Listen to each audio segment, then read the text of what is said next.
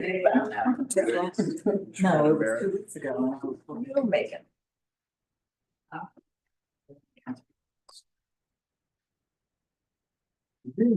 I'm saying Lita has changed it. Hey, Mr. Jim, Yeah. how you doing? Yeah, she's gone. You doing okay? Thank you very Oh, much. I appreciate it. I just ran into, y'all's tempo We meeting. got at the a link. major event going, so. He said, I well, got Carol is on my board, around so 5 you need to to, here for some you need to give us a contribution. I said, well, I was. I said, yeah. Interesting. It's been an interesting, so we'll get started here.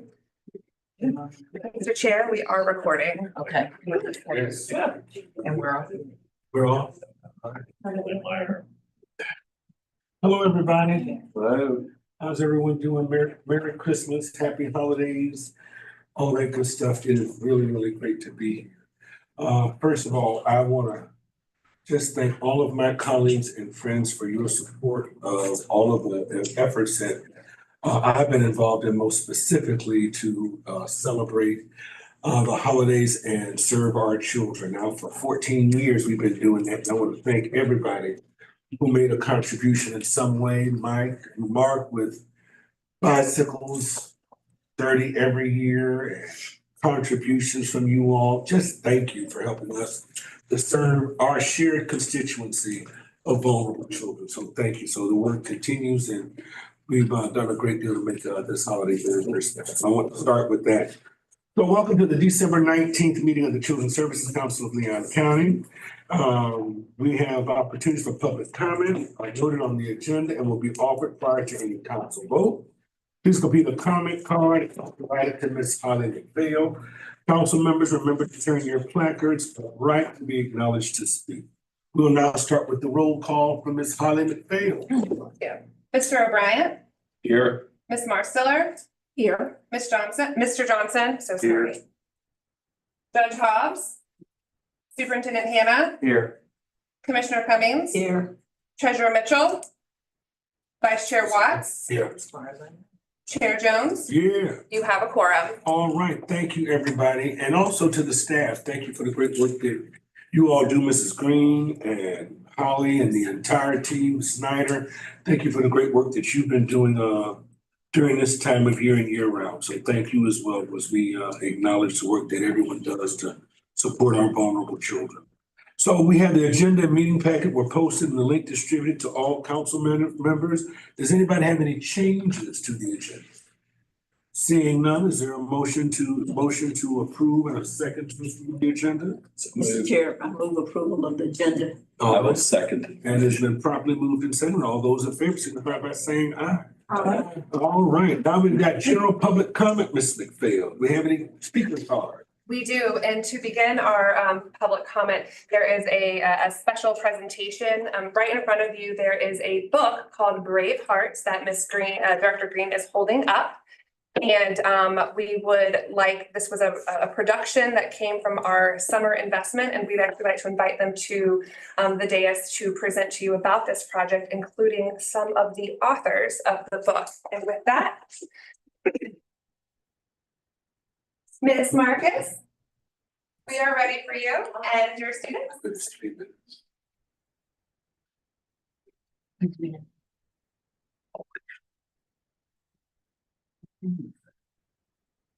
I can get that from you after. Okay. They are ready for you to introduce it. Perfect. Okay. Good afternoon, everyone. Hello.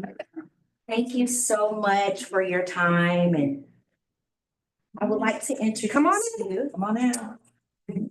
So we can see you all. Hey, how y'all doing? Hey, brother, we're there. That's perfect. Looking forward to meeting you. So this is Ashton Chandler, and this is Araya Adams.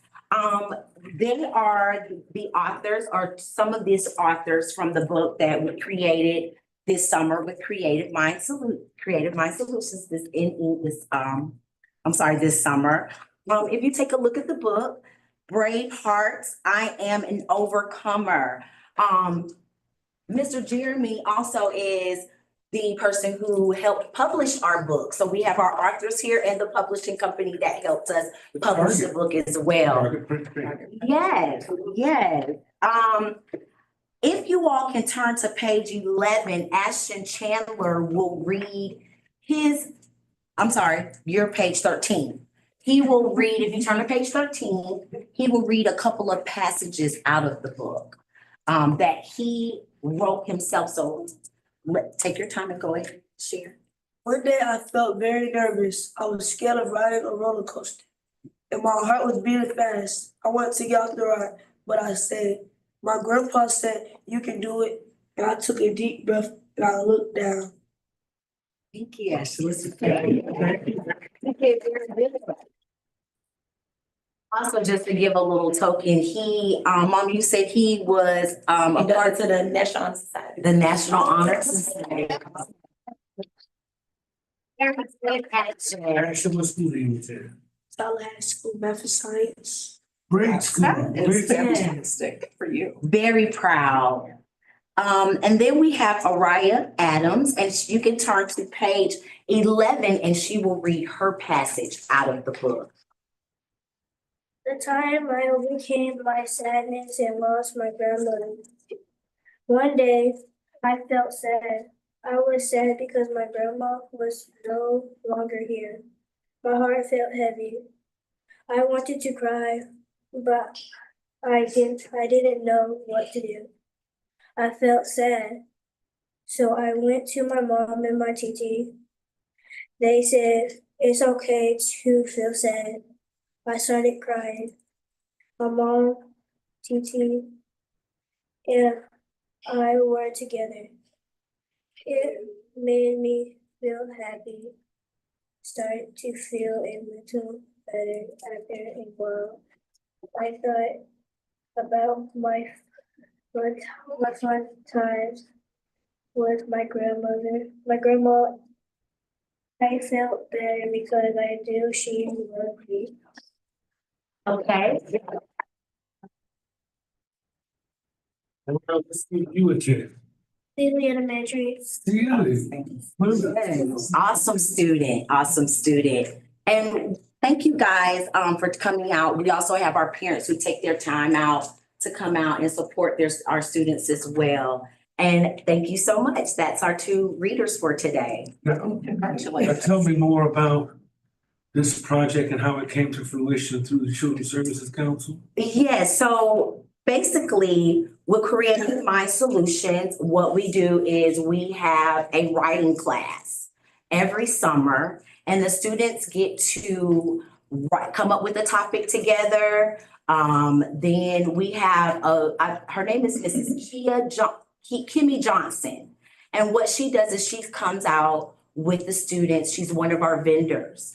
And she will come out and they will pick a topic together as a group. And they will create a book together as a group. And the Children's Service Council, with the funding that we do receive, helps us to be able to create this and create an environment for them to become authors, to learn about publishing, and to see how easy it is to publish a book. It's not easy, but it's tangible, it's touchable for them to do so. And that's how we created the book within our program. So if I can just quickly clarify, Creative Mind Solution was a recipient of our summer funding, and that was the funding that required a lot longer duration and dosage. So this was one of the products that came out of that entire summer camp, just one of Yes, the products that came out of that entire summer. thank you. Wow. Fantastic. This is great.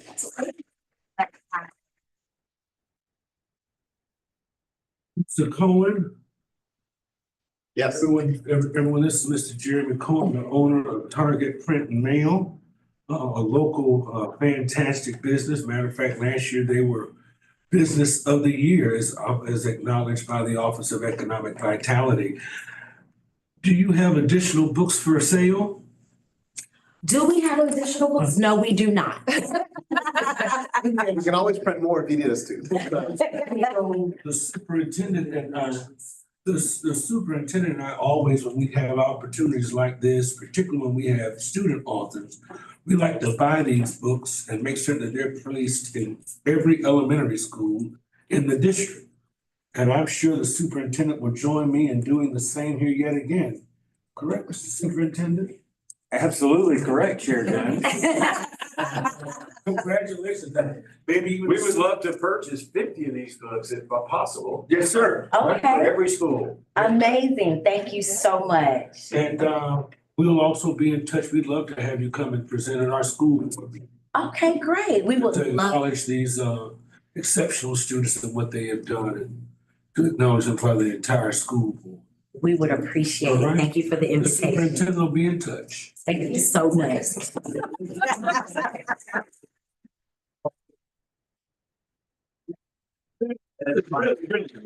Thank you so much. Hey, guys, really proud of you, not only for putting yourself out there and overcoming your fears and your anxieties and your sadness and the death of your grandparent, Yes. but also to speak in front of adults. It's not an easy thing to do. Just really proud of you. Keep believing in yourself. Thank you All right. so much. Thank you. Thank you.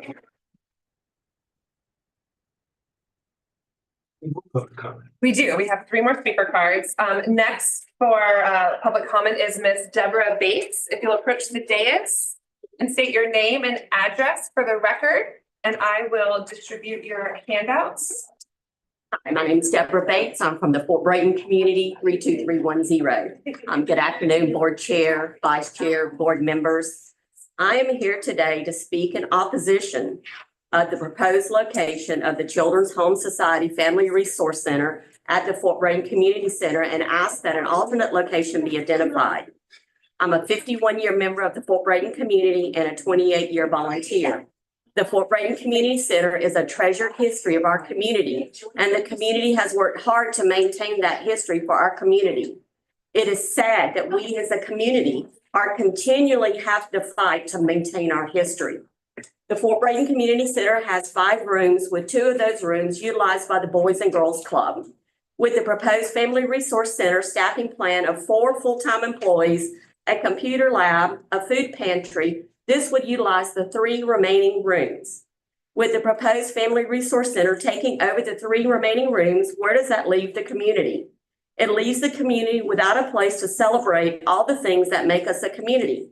The community center is utilized by the community to host community events, birthday parties, baby showers, wedding showers, graduation parties, and is booked continuously. I have been in contact with Commissioner Christian Caban since October 18th when I became aware of the proposal. I do not want further time to pass without notice that there is opposition as the implementation date is fast approaching. In addition, 99% of our community is not aware that this is happening. It has not been disseminated to our community or shared with our community how this will impact our community center. Commissioner Cummings, you know from past experience how passionate we are about the Fort Brayton Community Center. And I've had a little bit of conversation with Chauncey, and we'll be reaching out to the other county commissioners about this.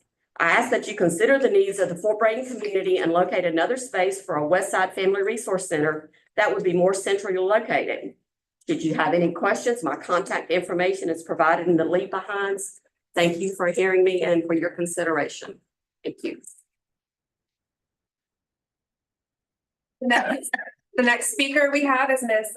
Evangeline Wiggins. If you'll approach the dais and state your name and mailing address for the record, please. Okay, I'm Evangeline Wiggins. I'm with Girls on the Run. My address is Tuskegee Street, 537 Tuskegee Street. Here in CSC. You have 3 minutes, please. I'm here on behalf of Girls on the Run. I've been here before, and we support girls in the Lamb County School Districts, elementary schools. Predominantly this fall season, we service about 156 girls that from 10 elementary schools, and of those schools, 6 of those schools are Title I schools. So that encompasses about 47% of our budget. What we're asking is support for these girls. In the Title I schools, it's very hard to recruit the girls because, and with the cost of $150 per student, It's very limited in our Title I schools. But these girls are very anxious, they're very eager. I've been a coach, a volunteer coach, for a number of years, about 10. I lose track. The board knows more than I do about my participation. But I've recruited a number of girls. I always have a waiting list of girls because they like the association, the engagement, and the instructional piece, which is light. But it teaches them how to, engage with their peers, express their own emotional feelings, and how to communicate their concerns or express themselves a lot more easily. It's not just about running. We had a wonderful 5K this past, maybe 2 weeks ago, and we had a wonderful group of girls who came out and joined from across the district. And want continued support from the organization so that we can continue to support the girls in our communities. Thank you, ma'am. We appreciate you, and we also appreciate everything the Girls on the Run does for our community. Next. The only last public comment was submitted in writing, and you have it in front of you from Mr. Bill Schaff. A copy of this will also be posted on our website with the other materials. And that concludes public comments. All right. Yes, ma'am. Yes, sir. I know this Please. is, I rarely do this. Thanks. Yes, sir. I have two questions. One, and maybe I just missed why you attached all the bus routes and bus stops. Just to show where the majority of the students are located. The majority of the students are located from Whispering Pine West to Capitol Circle. That's where the majority of the bus stops are. And the multi-family bus stops, like the two Whispering Pines bus stops, they hit Trailer Park, Nina Hills, Deer Tree Hills. Those are where the multi-family residences are. From Whispering Pines west to the county line, we do not have those multi-family units out there. So there's less bus stops out there. There's less children out there. The majority of the children are located Closer to town. closer to town. Yes, sir. That's the point you're making about. Yes, sir. Bus stops. Yes. The other question I have, if the Boys and Girls Club was not located at the community center, would your position be the same, or would that change your position? We have had some talks about that, and it depends on whether they try to build offices. It's just the amount of space that they would take. Yes, Right. Thank you. you're welcome.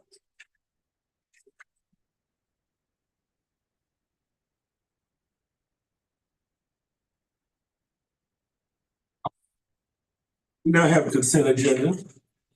Is there a motion to move the consent agenda?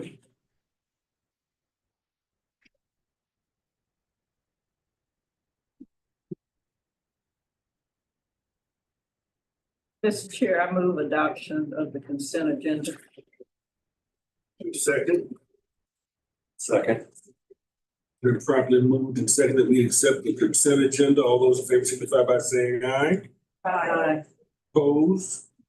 Is there an update that you'd like to include of the consent agenda? Yes, Mr. President? Just a quick update that the executive director's report was amended from the one that was published to add the CIPRA grant was awarded. There was a consortium, including Leon County Schools and Healthy Start, that applied for a Pay for Success grant. They did receive that, and we actually found out.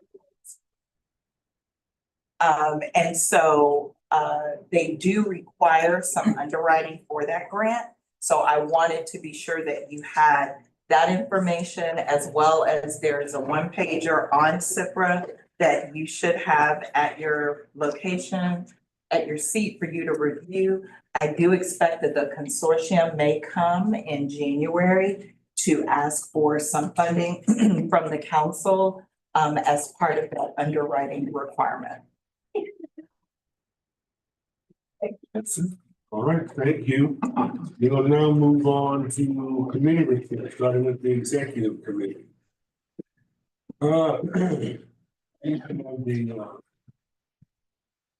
You have received the summary of the executive director's evaluation. Are there any additional comments from members on the summary?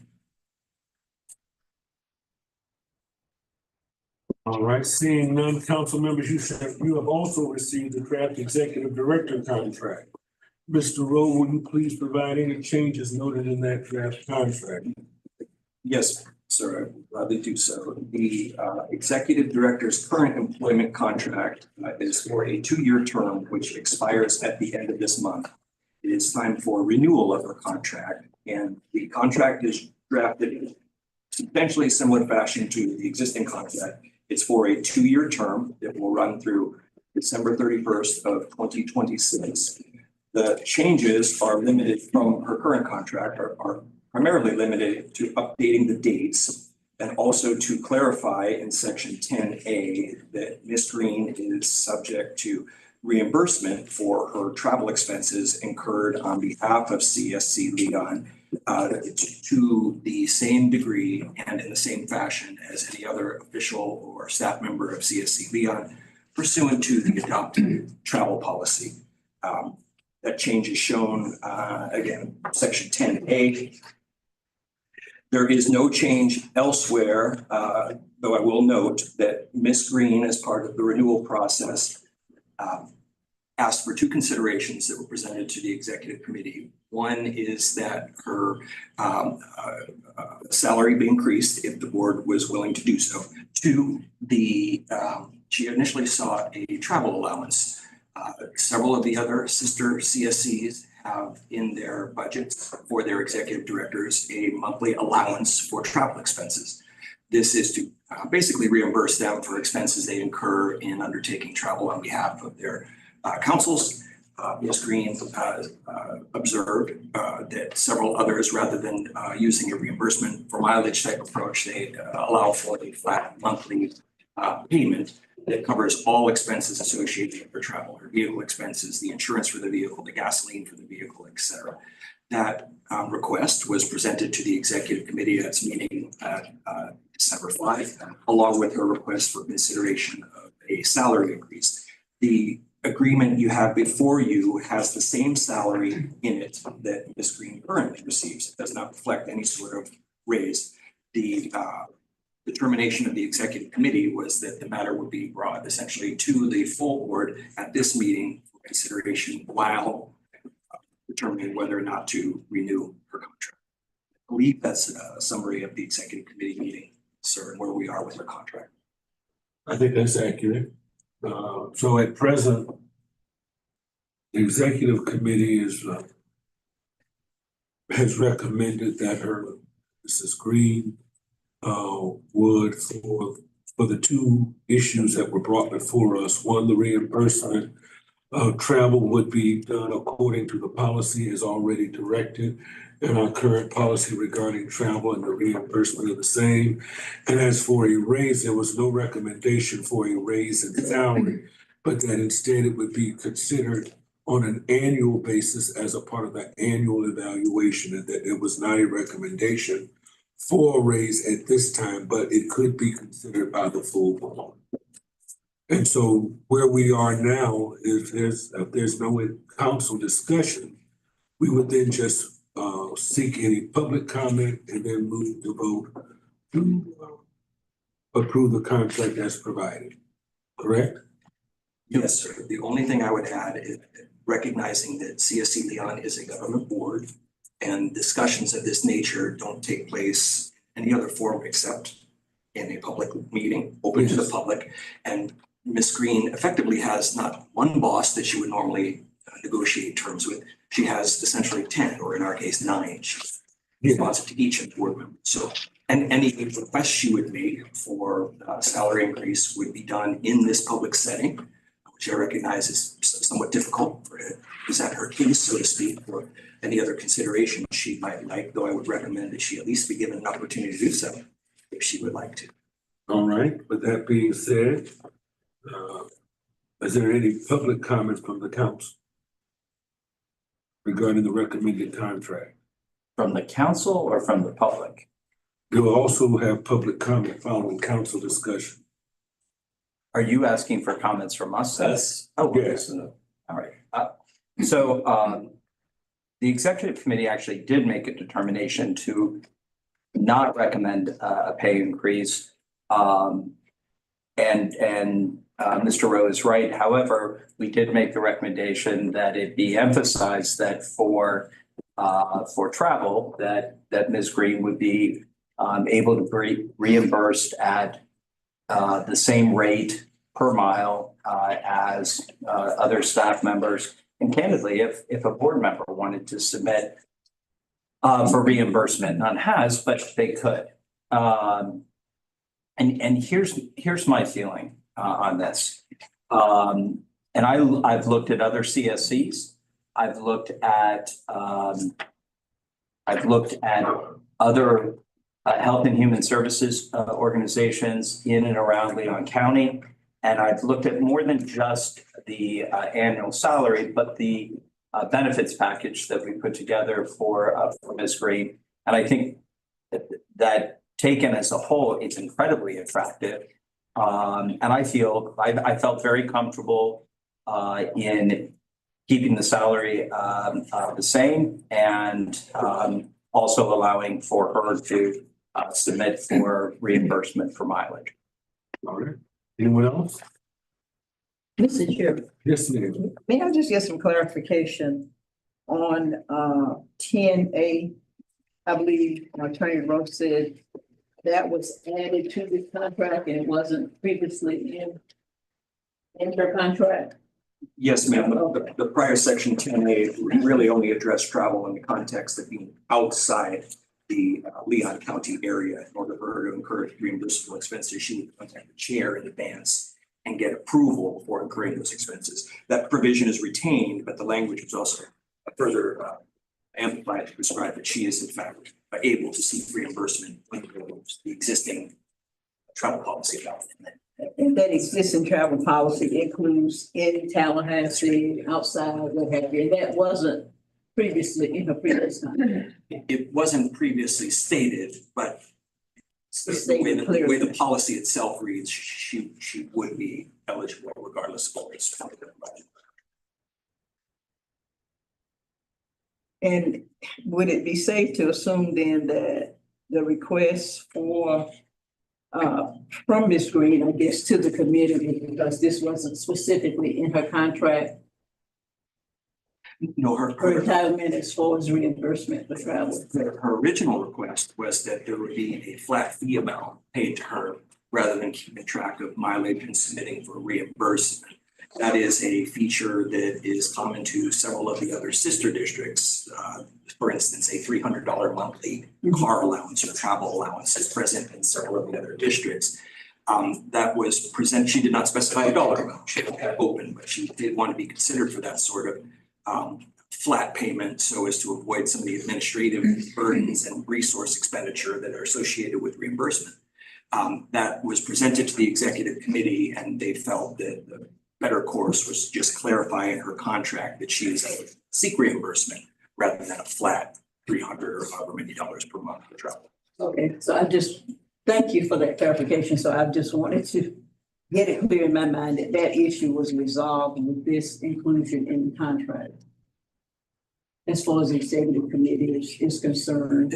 From the executive. And as far as Ms. Green is concerned.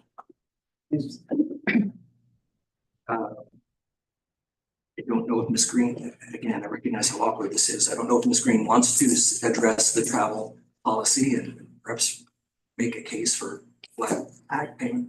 I mean, I did, of course, research and asked other CSC executive directors how it was handled. So several of them get car allowances and therefore they don't do mileage reimbursement.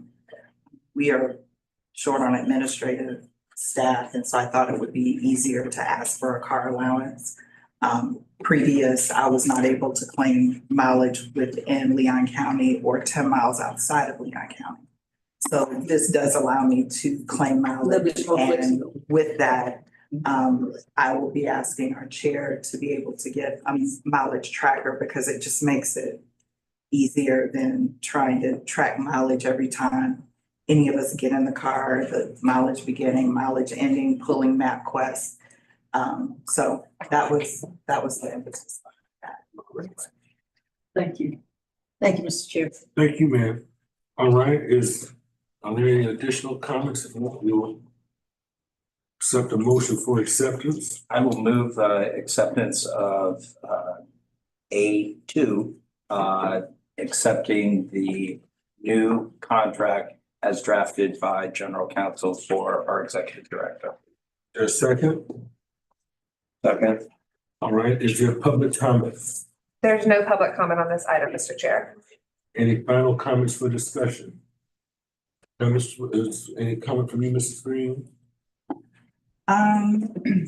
Overall, I of course have enjoyed working with the council. I think we've done a lion's share of work and I've overseen a lot in the almost 3 years that I've been here.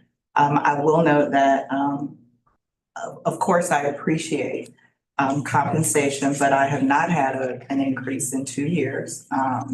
And so that is why I requested an increase. I did not request an amount because I felt like that would be up to the council.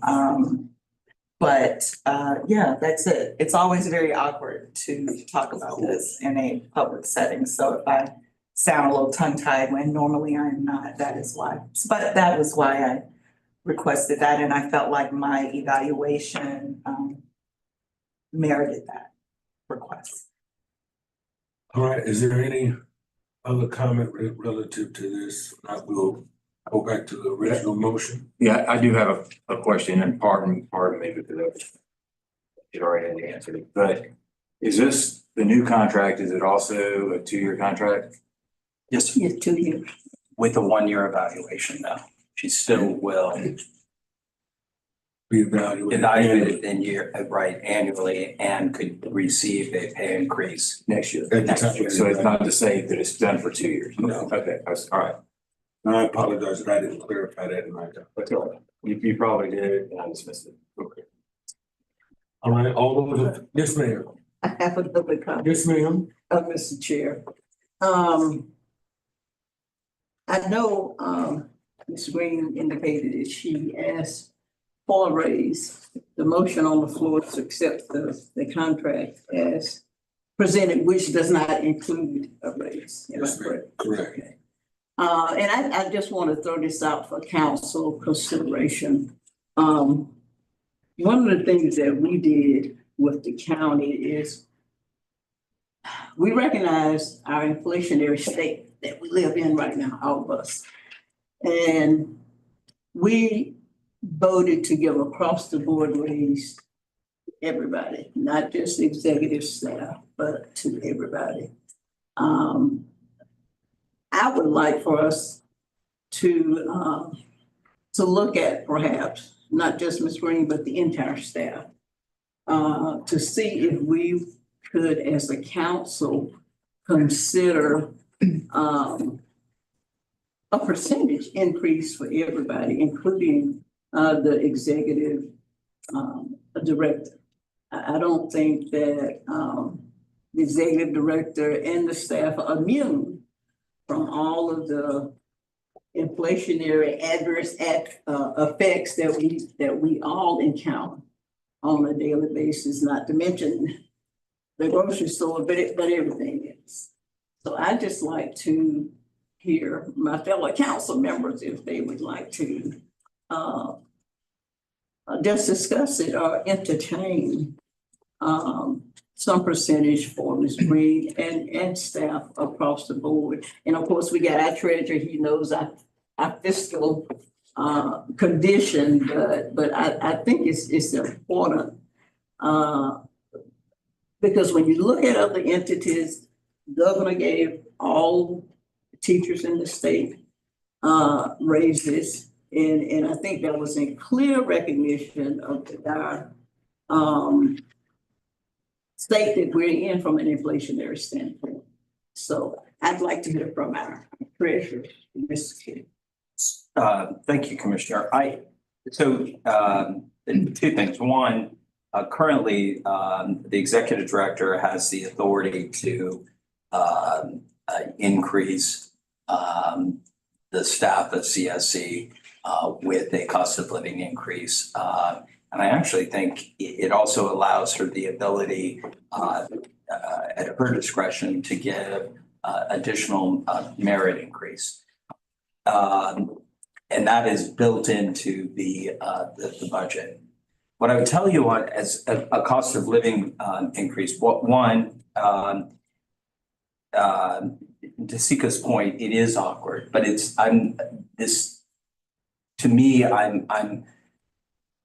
I see this as as an important matter to discuss, because when you think of the contract that we struck with in building this executive director, the cost of living increase for medical care, for insurance, we assume that burden because we give the insurance benefit that we provide the executive director automatically. That goes up, and it goes up at a slightly higher rate than the cost of living. Unfortunately, that's just the reality of healthcare. If you were a county employee and you looked at your the contribution made to your retirement fund or to your health plan, nowhere would it be as attractive as what we built, candidly, what I built in our first offer to Ms. Green. And then the final thing I'll point out is that the last time that Sika did get a pay increase, it was for almost $9,000 a year. And when you compare that to a typical county employee, that's still a very significant increase. Again, as you compare it to like positions throughout the county and you look at it as a whole, it's still a very attractive package, and it recognizes Ms. Green for her excellence. But that's not what she's talking about. She's talking about us considering a cost of living adjustment no different than they voted on to provide employees like me who work for the county, and she's asking would we be willing to consider that. Oh, that's outside of the context of the value of her current package. Right, I misunderstood and she's making the same comparison that I made in our executive committee discussion, that we could very well follow the example of like jurisdictions, the city of Tallahassee, which provided cost of living adjustments of 5%, and Leon County provided those same adjustments, not based on merit, but based upon, as was the discussion that was held at the county level, based upon them wanting to provide increase in salary in recognition of our current economy. She's making the same recommendation. My point was, when she asked the question, was we are automatically increasing her compensation package because of the increase in the cost of her benefit package. And then the second thing is, there is a distinction between a senior management position, as was established as a state employee, part of the state retirement, and a county employee. And that is the only point I'm making. Do we have the authority? Yes, ma'am, we do. You mentioned the rest of the employees, and Ms. Green already has the authority and the budget built in to provide that to the rest of the CSC employees who don't have the same benefits package as we built for the executive director, period, that position.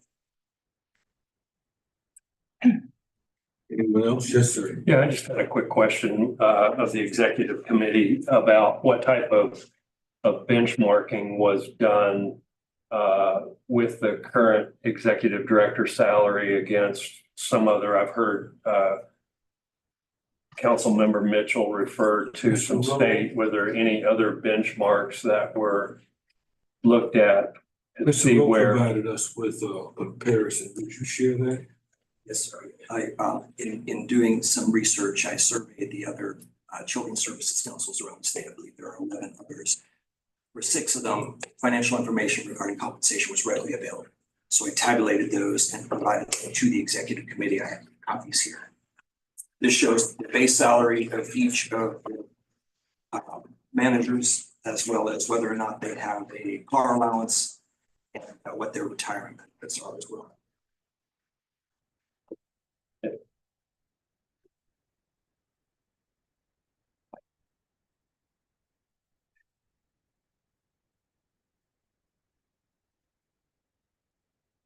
Members of the public, this is available online as well. Mr. Chairman, I ask, Yes, ma'am. Attorney Rose, do you have an indication of the number of employees at each one of these councils in the various counties? No, ma'am, I do not. Okay. Just from personal knowledge, I can see that some of the counties are comparable in size to Monroe County population, for instance, Escambia. But as far as the number of personnel under the direction of the executive director, or the number of agencies dealt with in awarding funds, there are nuances in each individual program. I can see that several are below what she currently is paid, several are above, several are considerably above what she's currently paid, upwards of $300,000, or somewhat of an outlier. And this is the important point. We're unique in that we recognize our executive director as a senior manager, and the benefits, while the others are oftentimes included in the Florida retirement system, none are included as a senior manager, and we pay the health benefit also as a senior manager, as though they were a secretary of an agency. And I mean this as the position. It comes with the position. That doesn't disqualify them from No, it doesn't. increasing their salary. No, Yes, it Mr. doesn't. Johnson. Yeah, I would just note in this, these are just straight up numbers of compensation. It doesn't correlate to what the size of the budget, how long the entities have been in existence. So I would call this a data point, a game changer to me, based on looking at it.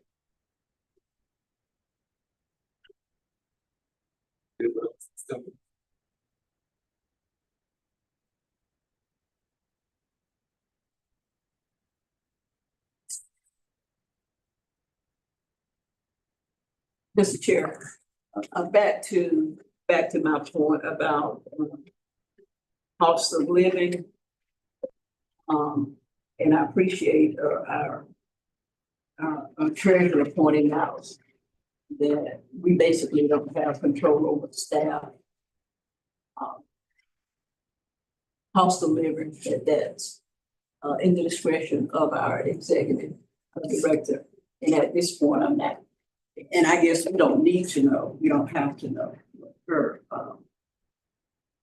her plans are as far as dealing with her staff. But I know we have a motion and a second on the floor, and I'd like to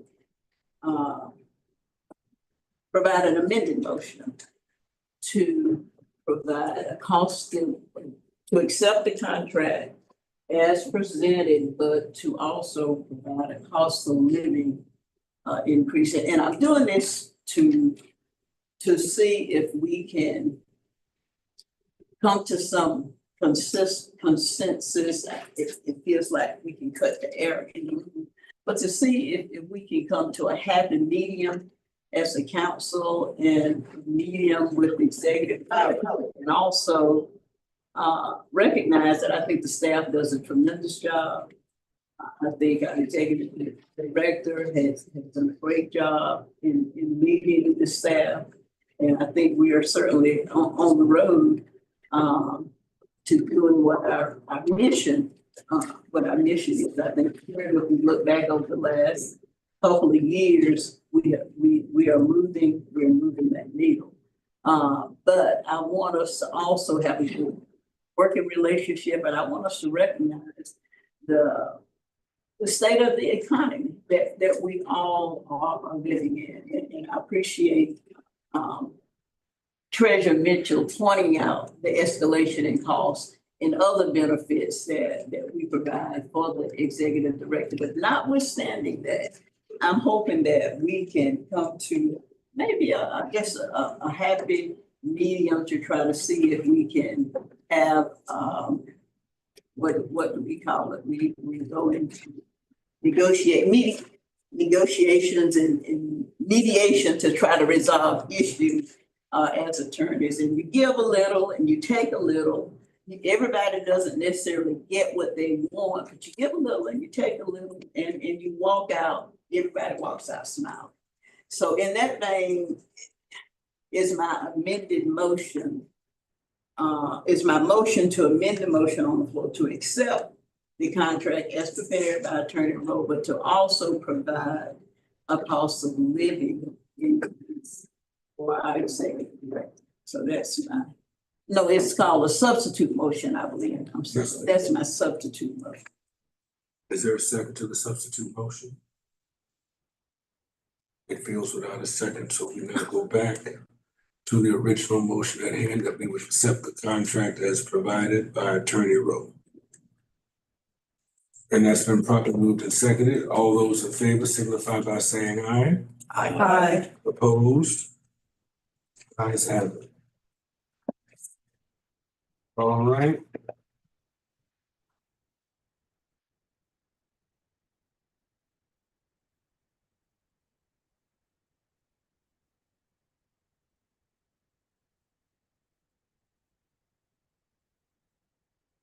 Mr. Mitchell, Finance and Budget.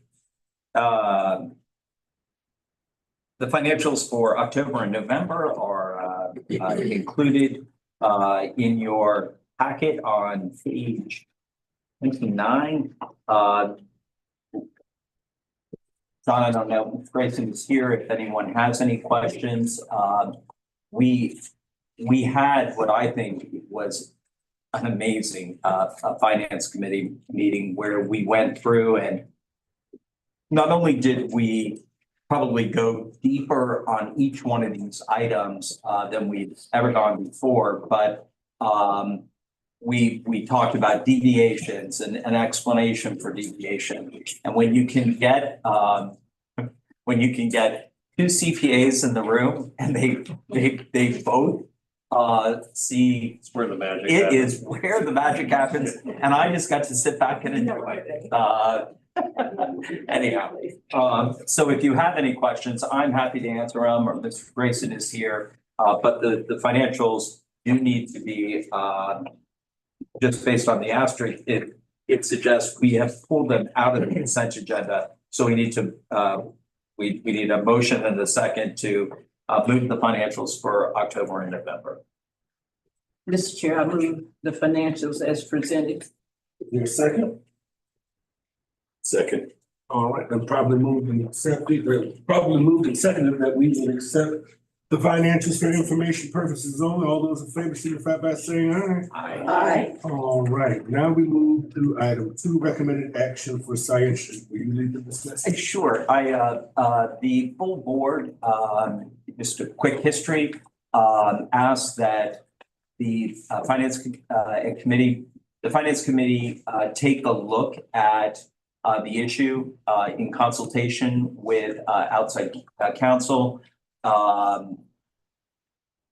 And we did. We have brought forward a recommendation, and Mr. Rowe, if you want to present the recommendation, it was with unanimous support of the finance committee that we bring this forward with a recommendation of approval. Very good. Board members, you have in your materials on page 40 a release and settlement agreement. In essence, Scientia was awarded funding during last year's summer bridge round. They did not live up to the terms of their agreement with provision of services, resulting in essentially a balance owed back to CSC Leon. The board has the legal right to seek compensation back for the amounts in dispute, in fact, could file a lawsuit. However, rather than file a lawsuit, an alternative is to enter into a release and settlement agreement, providing the terms by which Scientia would repay the amounts in dispute over a period of time. After talking with Scientia, vetting it with the finance committee, the terms of the repayment are 3 years with equal monthly payments in the amount of $1,650. That would essentially, after the 3-year period, return to CSC Leon the amounts in dispute. That is the agreement you have before you now. Again, It's on page 40. It's relatively short and to the point. In the future, if the Scientia group reneges and does not follow through on the terms of the settlement agreement, the CSC would have a cause of action against Scientia based on violation or breach of this existing. Is there any, Mr. Chair, I just have one comment to make. In addition to Mr. Rowe's assistance, Mr. Springer, who is also a counsel to the council, did an amazing job. Look, I let this not be lost on anyone that this was an issue that frustrated me, and I know members of the council, and it wasn't an easy resolution, but Mr. Springer and Mr. Rowe did really a remarkable job, and I think we are sending a very strong message to anyone who enters into a contract with us that we are serious about holding their feet to the fire to the terms of the contract, and that we don't appreciate the amount of extra effort that Scientia required of Ms. Green and her team in going through and trying to figure out what worked and what didn't work, and really the amount of time that they took to find out just how much we were shorted. It was not fair to them, but this is I think a good resolution, and the council will receive the money back that we are owed. So with that, I would move the settlement as drafted by Mr. Rowe. is there a second? I second it, Mr. Chair. Thank you. Is there any public comment on the matter? There's no public comment, Mr. Chair. Any final discussion from, Ms. Marston?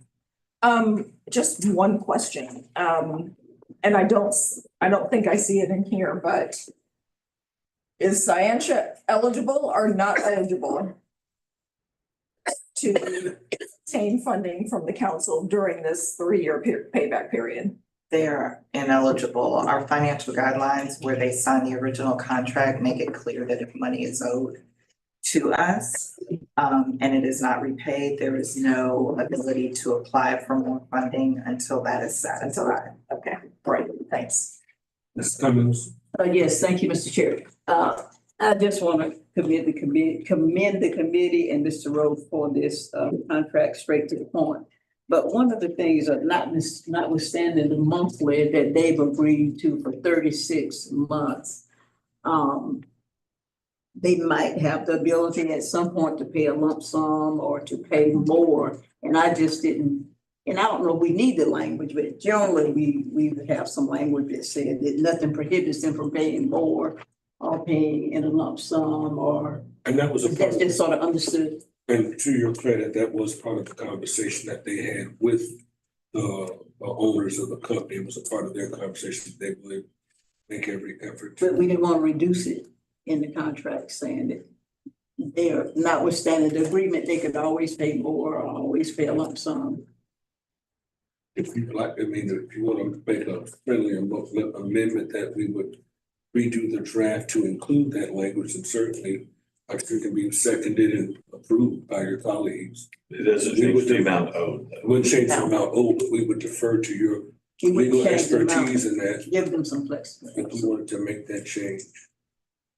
Yes. And if I may add, if they want to pay more, in my opinion, that doesn't negate a monthly payment. So for example, if it's 1,600 and let's say 1 month they pay 1,600, the next month they pay 3,200, we are still expecting a payment the following month. It is not, we're gonna pay 3,200 and then we don't pay you next month and then we pick back up. So if we're gonna put that in there, then I would like to make that clear in the contract. Yeah, I think Commissioner Cummings, what you're suggesting is if the ending date, the 36th month, if they want to speed that up by prepaying at any point, they're fine. But I am in complete agreement with Ms. Green. That So can we agree to that by consensus and you provide the appropriate language change in the draft? Yes, sir. I know this has been, the contract as written has been vetted with Scientia. This is a term that's very friendly to them. I don't think they would have any issue with it, so I will add that. All right, so it's been properly moved and seconded. Are there any other final comments? So if for some reason they don't see this as friendly, I can imagine that they wouldn't. I just want to make it clear that this stands. Right, so that it's not another 2 months before we. But only. Do I need a substitute? I mean, I thought we were gonna agree And this to would by be friendly. consensus, right? And all we're saying is that they can pay more a month and in the terms of the contract. Right. There's nothing untoward about that. That's what I thought we could just agree to by consensus, no different than our mortgage payments, car notes. Going from 72 months to 70 months is a win. And Mr. Chair, and to the executive director's point, the language can also indicate that if they choose to do so, it does not negate their obligation for the monthly payment. So I think that should be included. And all of that will be a part of that. Just make it clear. Of that new draft, right?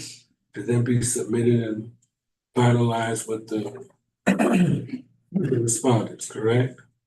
Right. And since it's friendly to them, it's not detrimental to us. Yeah, I think if they execute it, we're fine. Right. This encourages it.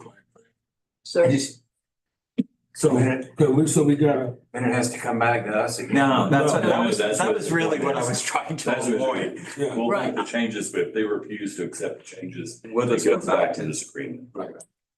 So all those in favor signify by saying aye. Aye. All right, thank you. Next up, Live Local Act, Mr. Bishop.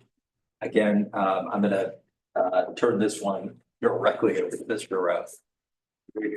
Thank you, sir. The Florida legislature has adopted the Live Local Act. The point of the Live Local Act is to address the shortage of affordable housing in the state of Florida. The state legislature has provided a couple features in the Live Local Act that are designed to address the shortfall in affordable housing. One is to streamline the development approval process. The other is to offer financial incentives to developers of affordable housing. The financial incentive takes the form of ad valorem tax exemption. And basically the way it works is that if units are dedicated in a multifamily development for occupants who are at 80% or below of the area median income, those units have received zero value assigned to them for purposes of ad valorem taxation. If the units are set aside for residents, occupants earning between 80 and 120% of the area median, then those units are entitled to a 75% decrease in the value that's attributed to them for ad valorem tax purposes. This is something that was made across the board. However, in the recent legislative session, the legislature determined to allow local governments, cities, counties, special districts with taxing authority like CSC and beyond, to effectively opt out of the exemption. The effect of that would be that this board, if it determines to opt out, the affordable housing developments in the county would not receive the benefit of the legislative exemption for their value. If you go through the math of how this works, essentially what's happening is we know that our annual revenues derived from ad valorem taxes are based on a millage rate. And if the millage rate is applied against a low value total throughout the county because of the exemption, that means that the millage rate would be a little bit higher than it would otherwise be in order to generate the same amount of revenue. So some communities are taking the approach that we don't want to effectuate a higher millage rate to provide for this exemption. So we are going to opt out of that exemption. There are certain criteria that have to be met in order to opt out. And the criteria is based on data that's promulgated by the Schimberg Center, affiliated with the University of Florida. That center and its data have determined that there is no shortage of affordable housing and middle market housing, so to speak, in Leon County within the criteria of the statute, which means that local governments in Leon County can, if they desire, opt out of the market exemption, that's 75% or so. Again, it's difficult to gauge exactly what the financial impact is or what the change in our millage rate would be, whether we opt out or stay in the exemption program. However, it's my understanding that none of the other local governments in Leon County have determined to opt out, recognizing that this is generally a community good. It's providing for affordable and low-cost housing. Notwithstanding a statistical data out of Schimberg Center, we may in fact have a shortage here that can be addressed through this exemption. So in order to opt out, you'd have to adopt a resolution expressing your intent to opt out. That resolution is provided to the county property appraiser so that he or she can then take that into consideration when reporting to us the value of real property in the county against which your millage would be measured each year for your budget. So if you are inclined to opt out and forego the exemption otherwise available for affordable housing, you would adopt this resolution. And Mr. Rowe, if I'm just because opt out of exemption seems like a whole bunch of double negatives, even though it's not. If the finance committee did not bring forward, I believe we did not have a quorum, so we couldn't have brought forward a recommendation. But the two of us who were there, we do, if you do not want to incentivize, how do you say this? If you like giving an incentive for those who are providing affordable housing, the exemption is a good thing, and therefore you would not opt out. And so I'm a big believer in incentivizing people to build affordable housing in Leon County. And I know we have a resolution if somebody wanted to move it. But we don't need, if nobody makes a motion to move it, we don't need, nothing happens, correct? And the exemption stays put. That's right. You would have to affirmatively adopt this resolution in order to opt out. Resolution fails for lack of motion or second or vote. Mr. Chair, I just thank you. Just in general, you know, we are the Children's Services Council members, recognizing in Leon County, we have over 18,000 households that are suffering, that are in need of affordable housing. And I promise you that a majority of those households have children. And those children are the recipients of many of the services that we provide through the Children's Services Council. And I think we all have empathy and concern about our children, about affordable housing. And I would certainly be an advocate of us not opting out of this particular case, because I think we certainly want to incentivize developers and builders to do what they can to fill that gap and to address the need that we have for affordable housing for our families and in turn, our children. I mean, the statistics are just alarming. We have families with children living hard. The superintendent knows it. And those children manage to go to school every day, what have you, but it's just alarming. So my opinion as a member of this council, as an advocate for our children, I would certainly recommend that we not opt out. Thank you, Mr. Chair. I'm just, want to make sure I understand. I think I got it down pat now. Thank you.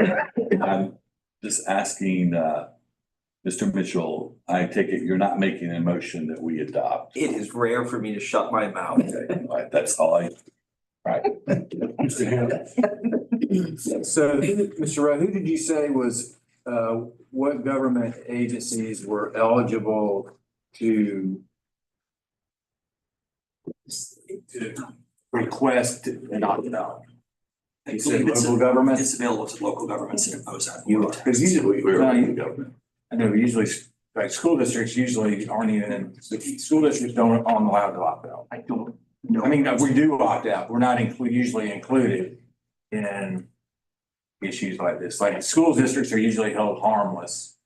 But the Children's Services Council will be like this county government, basically, would ask to opt out. Or City government. City government. This government. I don't know if it applies to school district.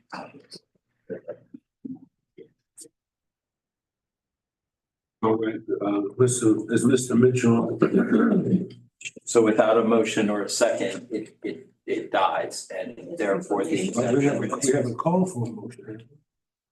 Doesn't have to. No one's making No it. one. was making a motion. So as long as no one makes a motion, and you don't call for a motion. Gotcha. Chair, No one's making a motion. if I may, I would just point out that this is brought to the council's consideration this evening. Because the resolution has to be adopted before the end of this month in order for the exemption to be removed for 2025. You could consider this again next year at this time for calendar year 2026. All right. Anything else, Mr. Mitchell from finance? No, Mr. Chair, thank you very much. No. All right. We now move to programming. Thank you, Mr. Rose. Thank you, everyone. We'll now move to programming, section 8. And we now turn it over to Mrs. Green, November 7 workshop follow-up. Thank you, Mr. Chair. At the November 7 workshop, council members present asked for a legal opinion regarding CSC Leon partnering into the CHSP process, application process with the city of Tallahassee and Leon County. So I did request for our general counsel to present an opinion, and I will turn it over to him to present that opinion to you all. Thank you. Jerome's been busy this month. I was not present at the November 7th workshop where the board received presentations regarding potentially joining the CHSP partnership. I have since gone back and watched the video, and I believe I understood the issue, and more so after talking with Ms. Green. The question presented is essentially, does this board, the CSC Leon board, have the lawful authority to enter into a partnership or a cooperative agreement with the city of Tallahassee and Leon County to effectively participate in the existing community human service partnership? Begin by saying that cities and counties in Florida have home rule authority. What that essentially means is they have inherent powers to take any action for city and county purposes, respectively, so long as there is no statute that precludes them from exercising it. Special districts such as CSC Leon, however, they do not have home rule powers. Special districts under our state law have only those powers that are expressly set forth in statute.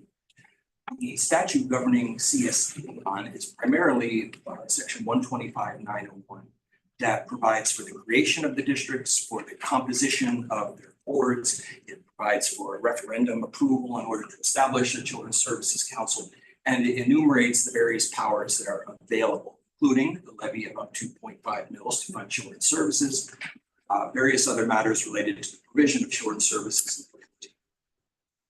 There is, in fact, the first place I went was 125.901 to see if I could find authority to enter.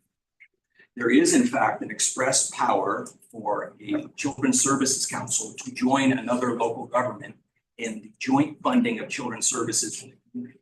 However, that power is by its terms limited to joining with other community service councils to provide services on a multi-county basis. The section is 125.901.10, and it basically says that 2 or more children's services councils join together for joint funding services in a multi-county area. The fact that the legislature provided that power with respect to Children's Services Council alone and did not enumerate that Children's Services Councils can also enter into such joint funding agreements with cities and counties leads me to conclude that the legislature did not intend for Children's Services Council to have that power.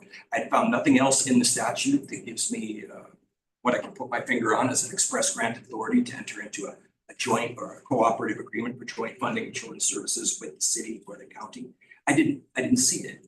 I cited in the memo that's included in your packet the Latin maxim that is utilized in interpreting statutes, and that is basically short exclusio unis. That basically what that means is when the legislature adopts a statute and they name with particularity a given factor or a given term, but they omit other terms, then you're not allowed to imply that the other terms are covered.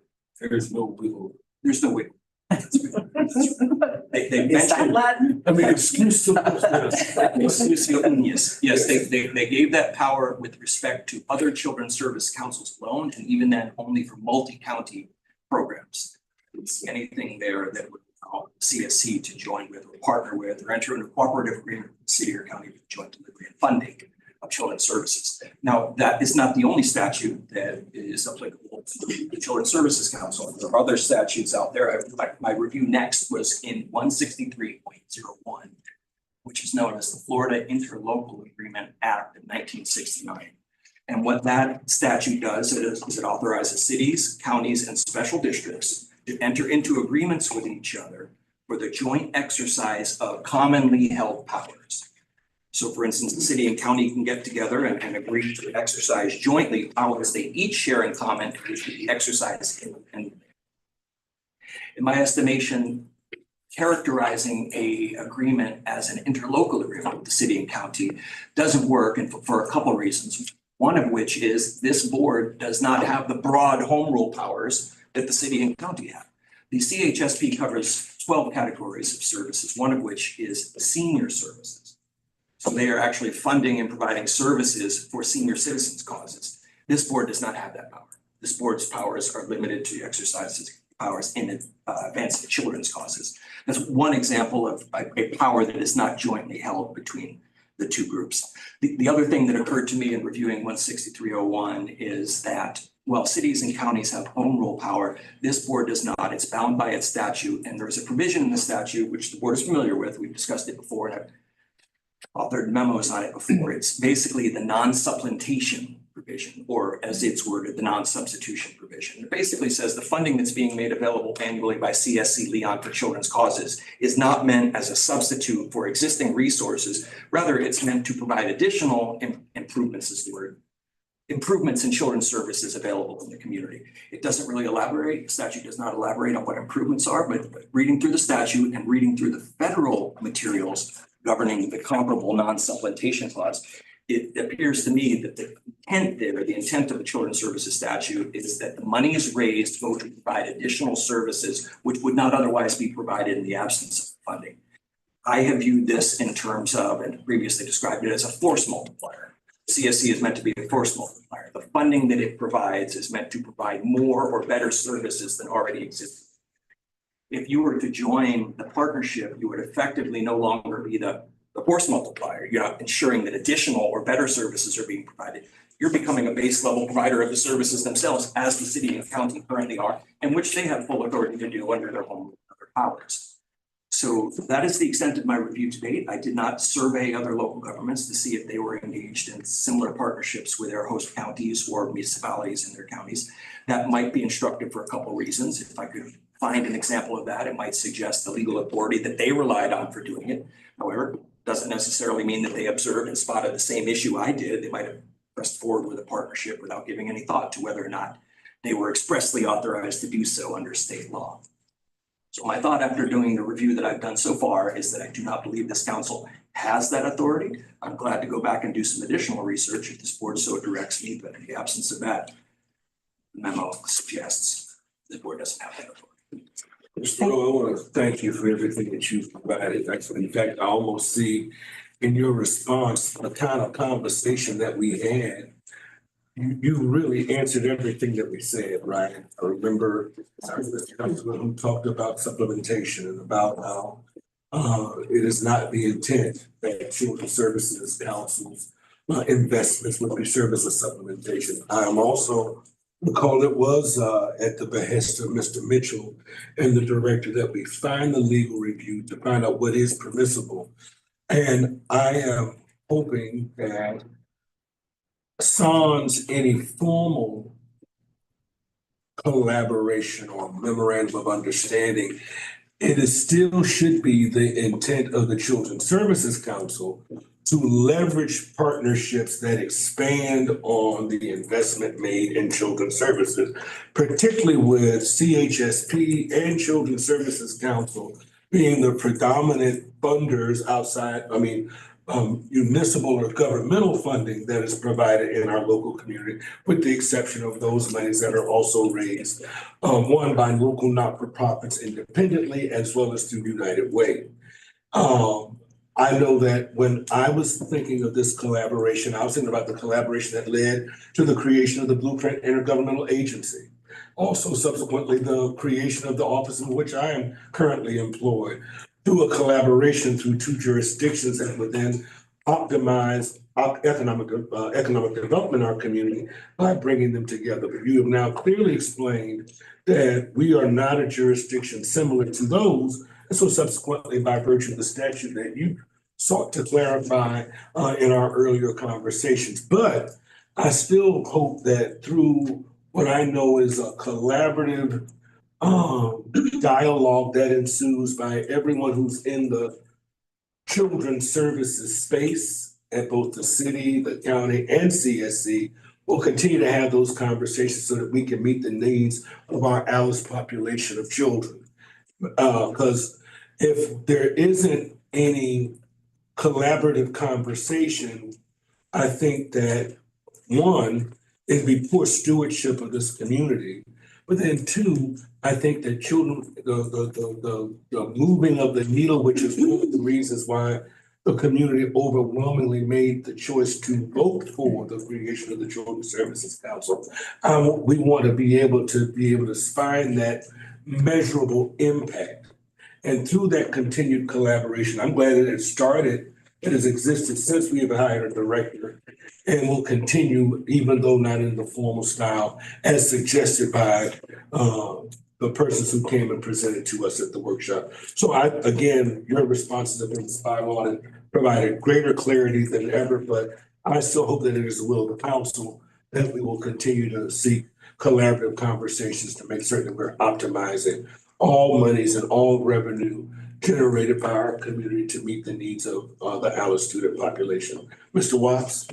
Yes, thank you, Chair Jones, and thank you, Mr. Rowe. One thing I wanted to just confirm, the question presented section is around to provide joint funding of children's services. If I'm not mistaken, maybe Sika can clarify, but I think their proposal kind of evolved to not necessarily joint funding, but them eliminating some of the services that they were providing with the intent that we might consider in taking over, like, or making opportunities to fund those. Is that?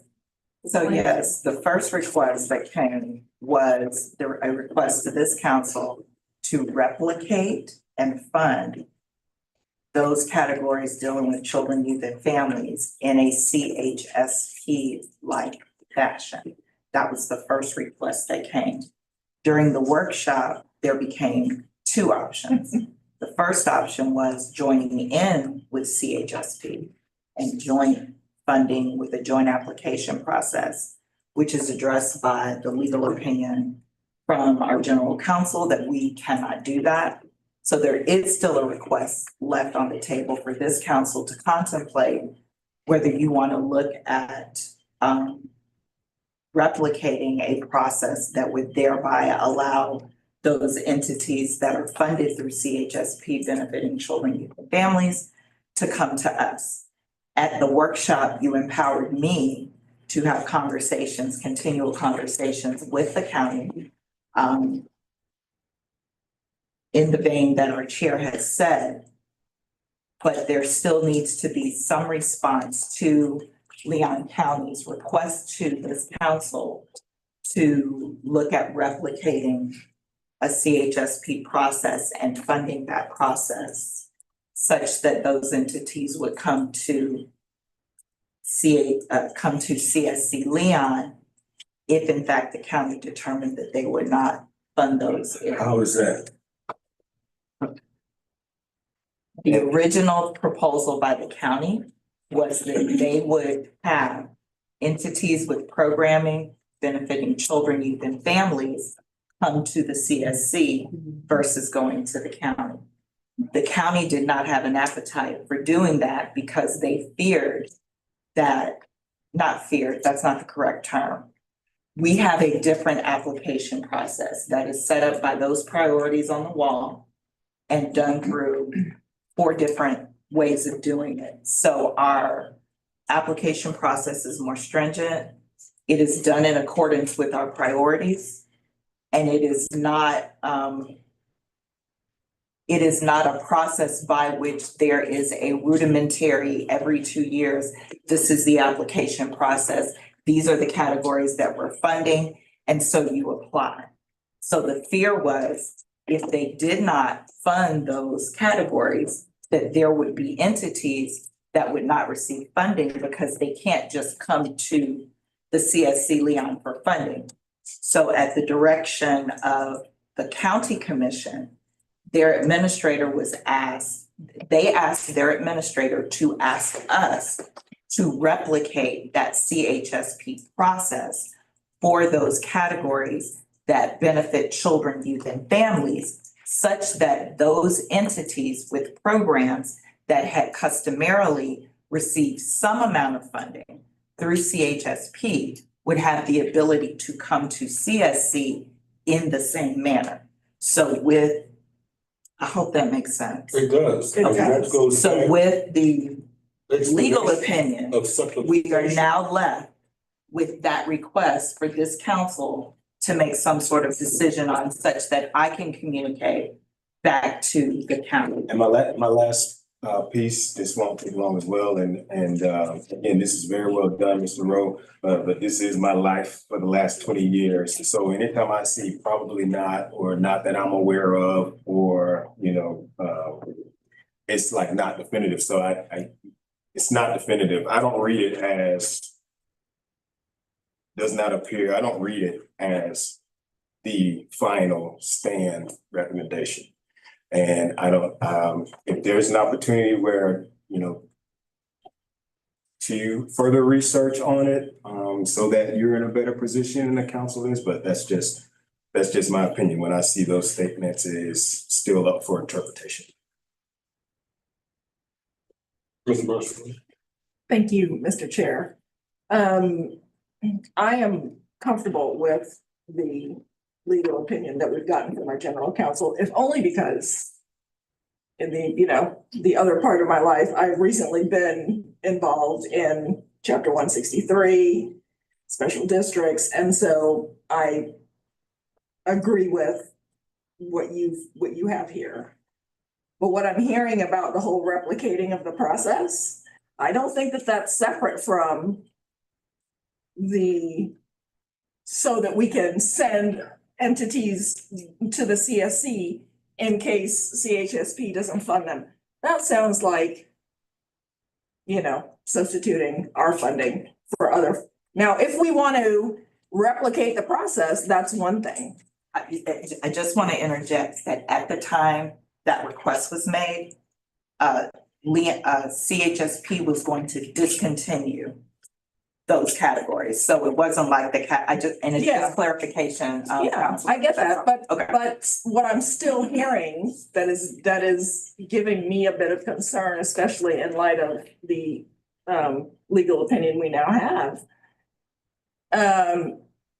is in case they don't get funding here, I don't know what that means, quite frankly, whether it is they don't qualify, they choose not to pursue it. I don't understand what that is, and I'm still concerned about that we would be not supplementing, or we would be supplanting that funding that's gonna be lost under this process.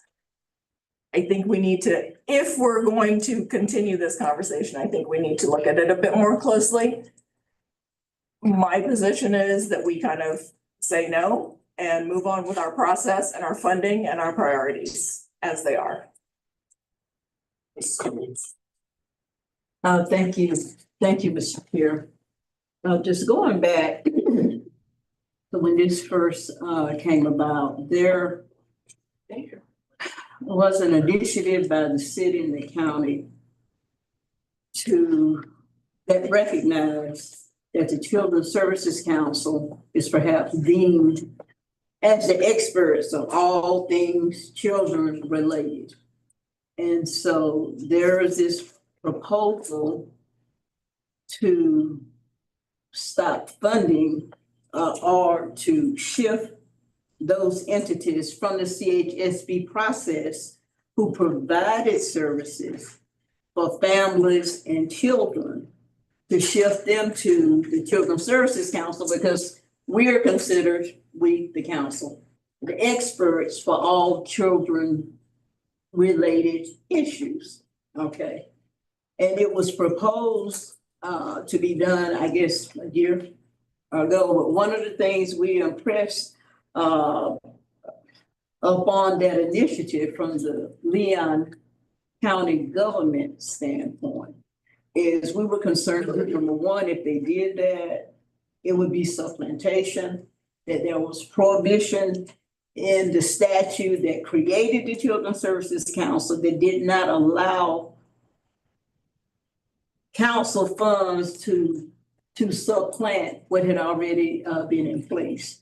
But in the final analysis, they agreed to a 2-year moratorium. So to be honest with you, we are working on 2 years is slowly moving, where if the county emphatically decide, and the CHSB process, the whole process, if they decide not to fund any children-related program, they will be coming to the Children's Services Council for funding. We can't prevent that, and I was told, and of course, in our meeting, I was totally against it, but it's a policy decision with the county. And it's a majority of the commissioners. So if the majority of the commissioners agree that the funding to the CHSP process would be cut for all children-related programs, then we're gonna have those entities coming here. Now, Mr. Rowe did us a legal opinion back then. And his legal opinion was, you can correct me, but I'll paraphrase it, was if the county and the city pull their funding from these entities, then we could in fact use Children's Services Council funds, because it wouldn't be a supplantation issue. It would be a situation where they no longer had funds. So my point is, and I agree with Mr. Rowe's opinion today, as far as us joining with the city or the county as a partner, so to speak. And I recognize the prohibition, and I appreciate all his research on that issue. I agree with that. But I think we as a council needs to recognize that this issue is not going away.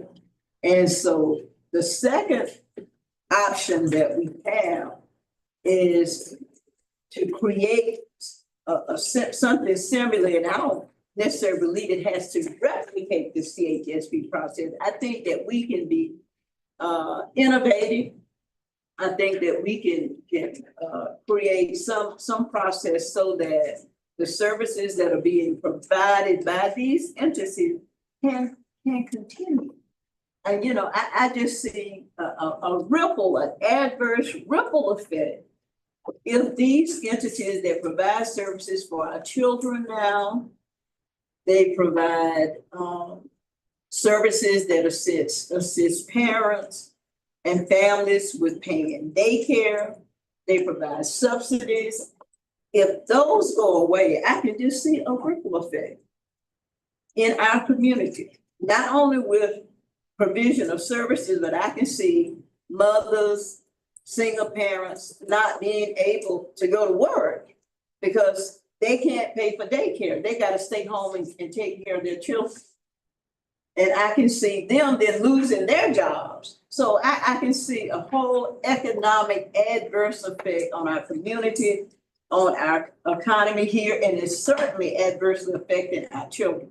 So my point is, I think that we need to make a decision as the council not to replicate what the CHSP does, but to create some funding mechanism so that we can address those needs of those entities. If they come to us and they provide services to our children and they no longer have funding, I just believe that we have a responsibility to address it. The taxpayers voted for this council for children, not just for kindergarten readiness in the areas that we have things that are important to us, but we are all things for children as far as the taxpayers are concerned. And I think that we can, at some point, carve out a certain amount of funding to address that and still have our priorities and still, in my opinion, see the needle moving on those areas where we did the needs assessment, and the needs assessment indicated what areas we need to focus on. I think we can do that. But I don't think we can ignore what's coming down the pike. And I truly believe it's coming down the pike, and we're gonna have those entities coming to us. Thank you, Mr. Chair. Yes, ma'am. Mr. Mitchell. Two things. First is, Mr. Rowe's opinion when Commissioner Williams Cox and the Assistant County Manager came at the meeting. I did raise the point of the Florida statute. Per Mr. Rowe, I don't think we have the authority. I also No, I'm not. I just agree. Here's the more important thing to me. I love the Florida statute. Florida statute can change. You know what can't change? The voters' votes a couple of years ago. Right. That language of independent, that word independent still matters. So when you lay one on top of the other, to me, there's like an emphasis. It's an exclamation point and an underline in Mr. Rowe's comments. The second point is this. And Commissioner Cummings, you are my county commissioner at large. And I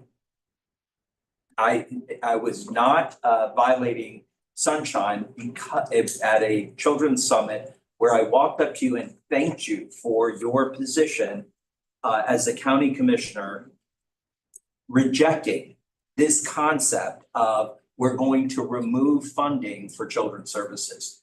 There are 6 other county commissioners who get to make that decision as well. But I 100% applaud you for your courage and your voice, and I think you are right. We spent a lot of time coming up with our priorities, and we structure our funding based on those priorities. Those priorities are meant in concurrence with the ballot language to fill gaps that exist in our community. Commissioner's making a point that she sees a gap coming, and I don't necessarily disagree. I hope you're wrong. I hope that the county commission changes their position, and candidly in concurrence with the city commission. But that's something independent of us. There's that word again. I don't think it's a horrible thing that we begin contemplating that. But if that's the case, there's a bit of a bait and switch on the voters of Leon County. And maybe we just quietly start talking about it. But again, I'm a member of this council, but I'm also a voter in this county. And currently funds are being provided for children and family services through the CHSP process. And it is our responsibility to fund those areas that are not being met, or to enhance those that are currently being met. So in my conversation earlier today with Mr. Rowe, I said to him, and I asked this question. I want to put my hand over my eyes when it comes to what the county is going to do, other than making these public statements, but to say we have to react to what the CHSP process is. And if we are planning to fund that which they're not, that they may not fund, then I don't think we're filling gaps. I think we're wink, wink, playing along with them. And so I'm one vote and one voice on this council, but I don't want to do that. I do recognize that if that's the will of countywide and district elected officials, they are certainly entitled to do that, that we will have to react. But I don't want to plan too much ahead of time because it's almost like I'm endorsing that, and I don't. So, thank you, Mr. Chair, that's all.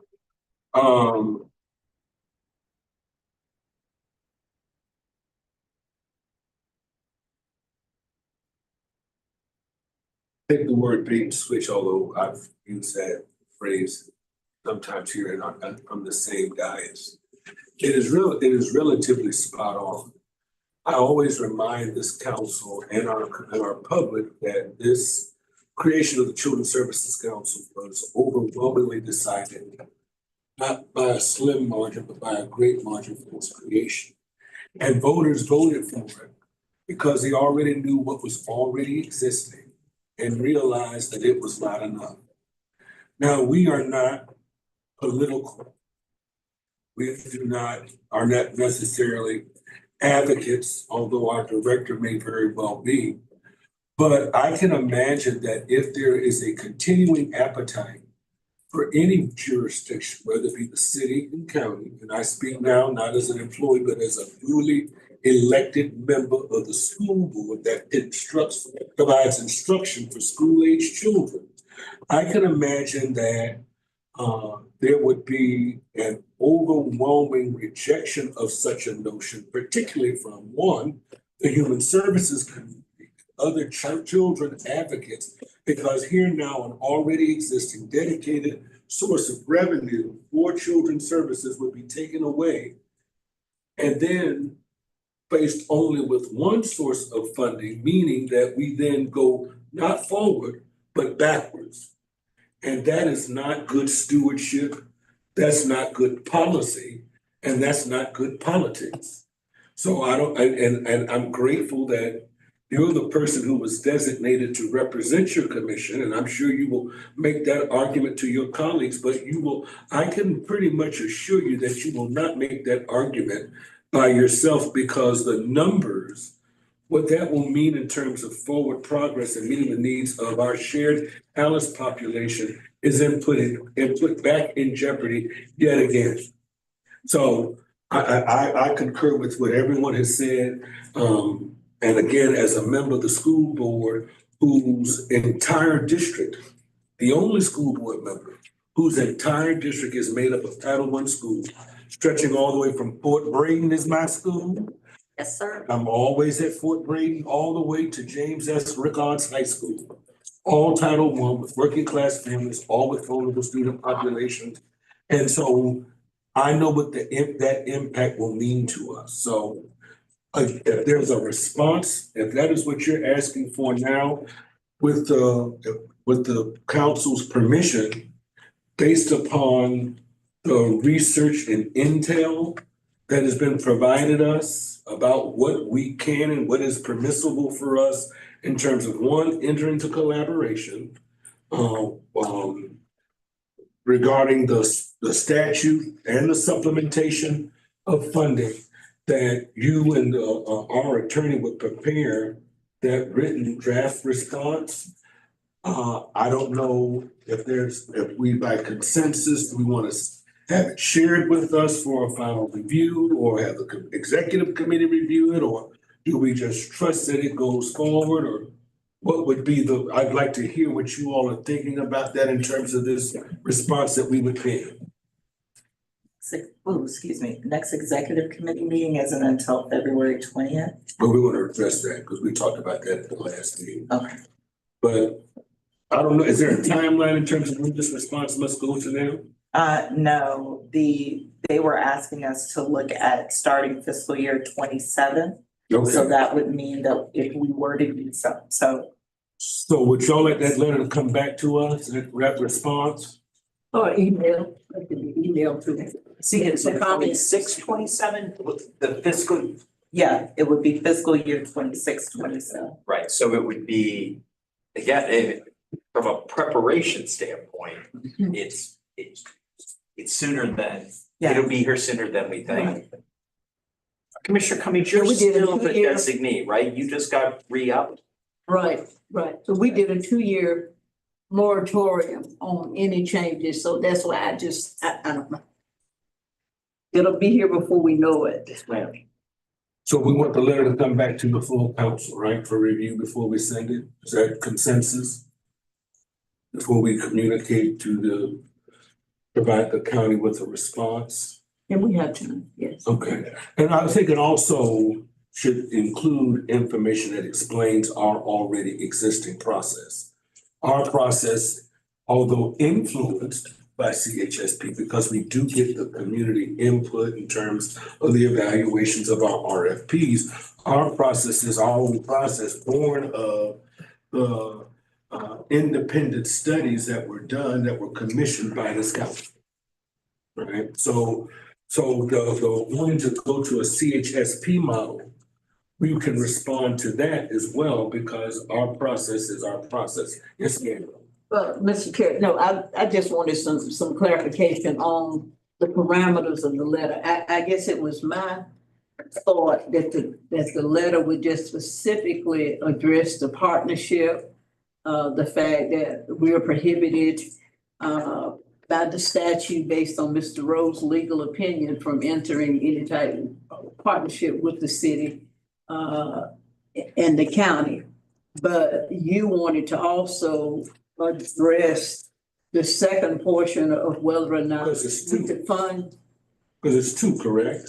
So the first option is off the table. The first option is off the table. And that Okay. was what the city came with, Commissioner Cox and Right. so folks from Vina Agiteo were talking about us using the CHSP model to collaborate and provide our funding as a part of their already existing activity. Right. Then there's a second request that came from your jurisdiction about us now providing, that they would no longer provide funding for children's services and that it would become our responsibility. And they wanted us to use the CHSP methodology to now provide support for children's services. So just for clarification, I think to reach that moratorium, that 2-year moratorium on what the county was proposing, we just basically said a model, something similar to that process, which would just be a process that's different from,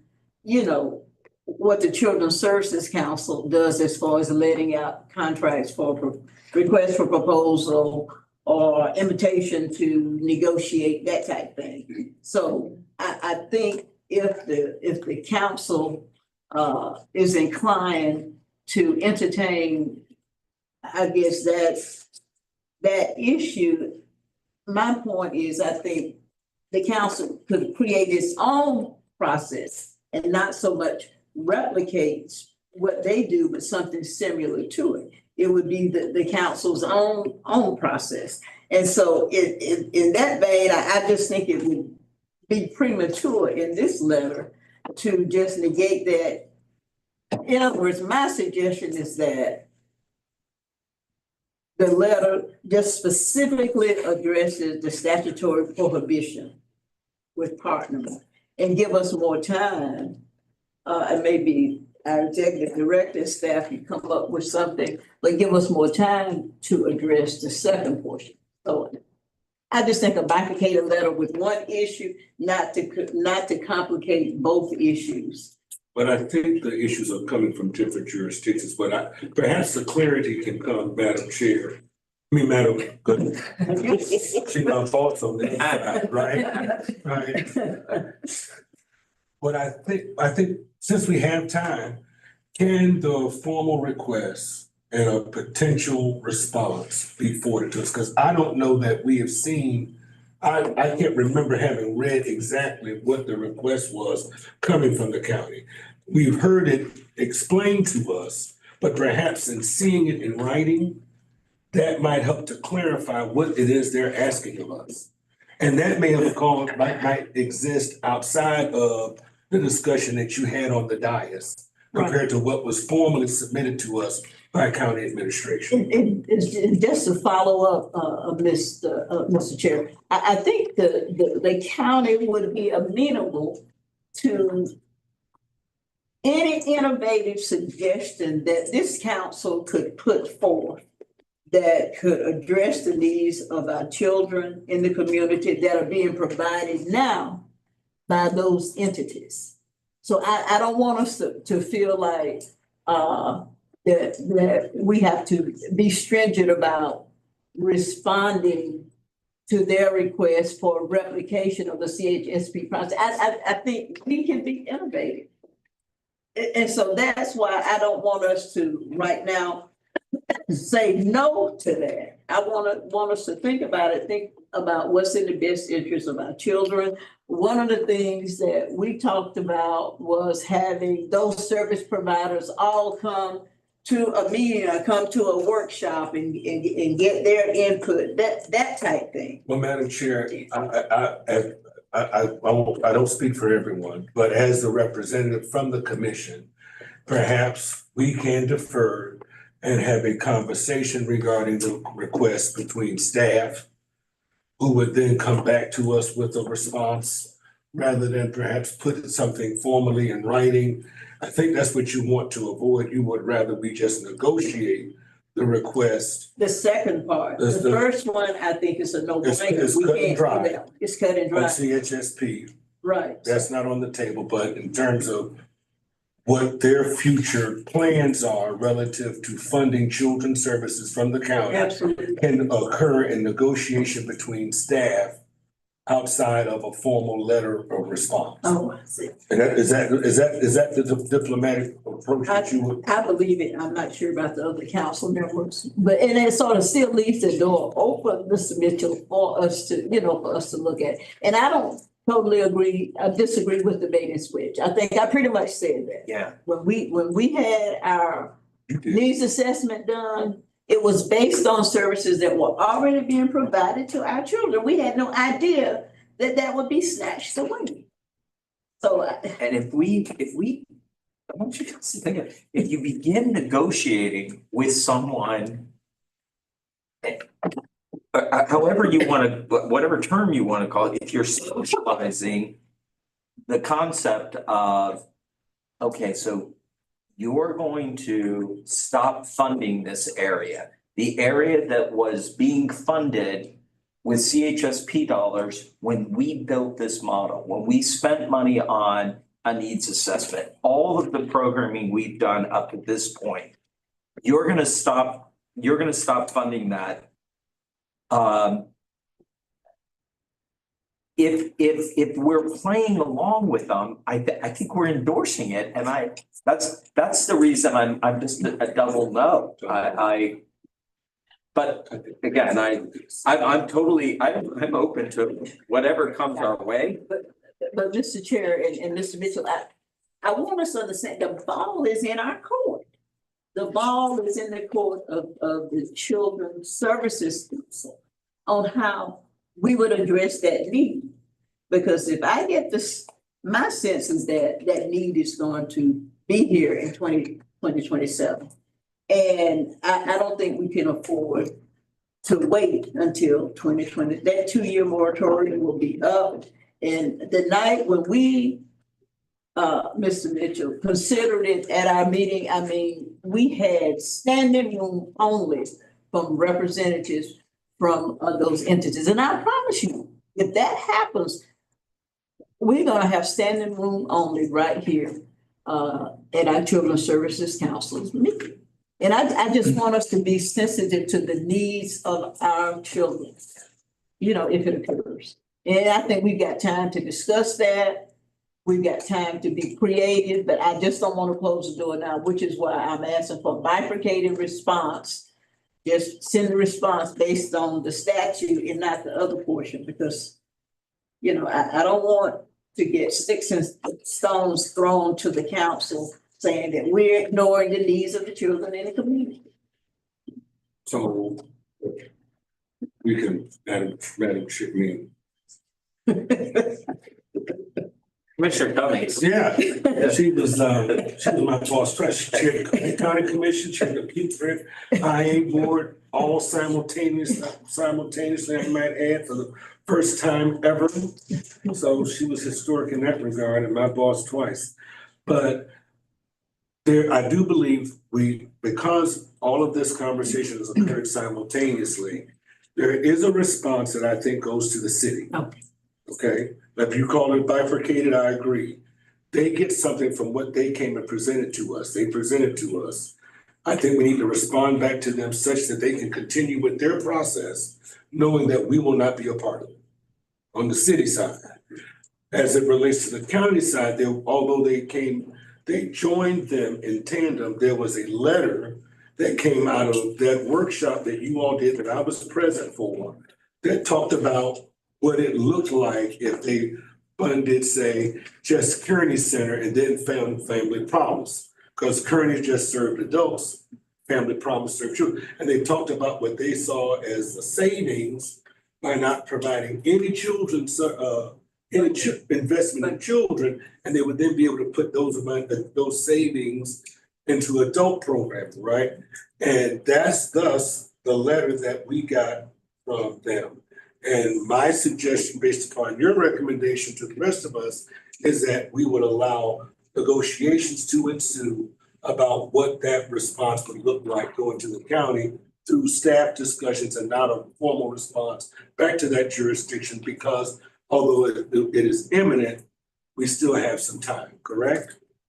Is that where, That's my you are? sentiment, yes. That's where you are? Does everybody agree with that by consensus? I'm not sure.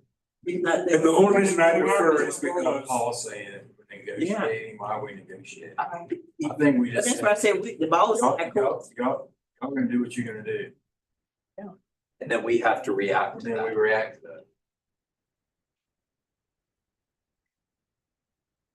Yeah, I think the ball is in our court, so we don't necessarily have to negotiate.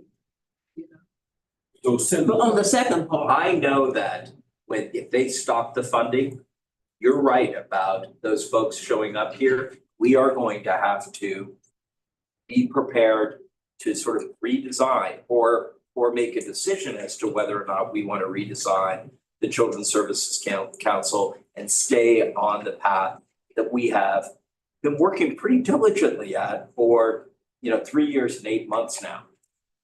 And that'll be a decision that whatever the council is at that time will have to make. To me, if we send Ms. Green in and say, so you could go in and negotiate, I feel like I feel like I'm being a hypocrite because I'm saying, yeah, wink, wink, we know you're gonna stop funding it. We'll pick up and I don't want to say that, which is why I said to you that day at the Children's Summit, thank you for having a backbone and standing up and saying, that is not what the voters intended. And it isn't. They gave more money because they didn't think there was enough being spent on children. Commissioner Cummings, I would like, I might use a biblical allegory, that we would be like Aaron and hold up your arms as a Children's Services Council and take a strong response to the letter that was given us, that we do not agree, that it is our expectation that we provide that formal response that comes back to us, and that we not negotiate, that we do as he has said, as others have suggested, and as you continue among your colleagues to make that fight, know that we are holding your arms up as well from this other area of responsibility in which you serve. Y'all like that? I like that. Thank you. Good. After the graduation, then we have to have a Oh, that's right. Tiles. Line, I'm sorry, yes, HR. Oh, man, clarify to make sure I know what I'm doing. It's called the just say no letter.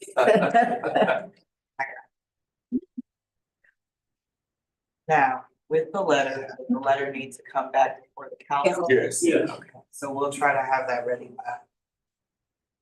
I was gonna say January, but I'm not gonna promise that. It will probably be.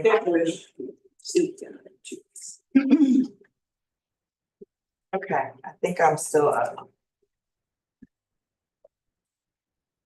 Yes, ma'am. Yes, ma'am. Okay, so the next thing for consideration by the council is the small investments for program success or SIPs. At the workshop, again, that was on November 7th. We presented a reimagined SIPs program and we gave you that information as well as getting input from you so that we could make those changes in what is before you at this point. I would like to bring attention to page 53, which would be page 2 of the SIPs proposal, but page 53 of the packet, prioritizing alignment. So if you were to approve this, we're calling it reimagined SIPs. We would also like to get from you this evening what the priority area would be or areas, because you might decide you want to do 2 for the next SIP application process. Also on that same page for SIP 2.0, we would be looking at quarterly reporting as well. On page 54, top of the page, applicants for SIPs 1.0 will have the option of getting a fiscal sponsor, but that is only for the 1.0. And then you go down to number 8 on that page, we would not be mandating the incentivization of collaboration. And then lastly, at the bottom of the page, number 10, we would have the extra points, but not for the info session. So it would not be for the info session that we hold. And that is it for the changes that we made from the original proposal that was presented to you. So at this point, I'll turn it back over to the chair to possibly entertain a motion regarding SIP. What page? We are on page 52.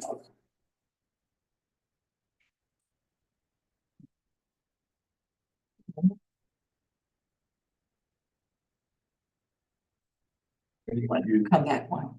Yes. Thank you. I'm sorry. All right, is there any discussion relative to SIPs? You said before. Yes. No. And Mr. Wilson's. Oh, I'm sorry, Mr. Johnson, forgive me. I'm looking down. I'm That's sorry. fine. Thank you, Mr. Chair. This is not a qualitative assessment of any of the potential of this. It's merely a reflection in my mind that over the last several meetings, this council has let some significant contracts in the area of FRCs. And we're about to undertake significant investment in year-round care. And if we look back just briefly at some of the comments that got made just in the executive director's report, I think it's just a reflection of where we are. We don't have specific enough metrics in my mind to undertake any further contracting at this point. I think we've got to get the metrics that we're targeting. We refer generally about moving the needle. I don't know where the needle started and I don't know where we're trying to move the needle to.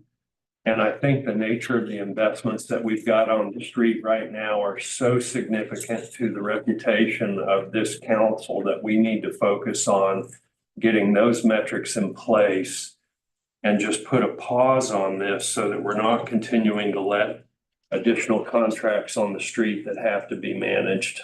It's just my opinion. Thank you.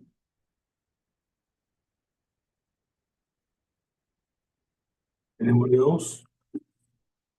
I second that motion. I completely, Mr. Johnson.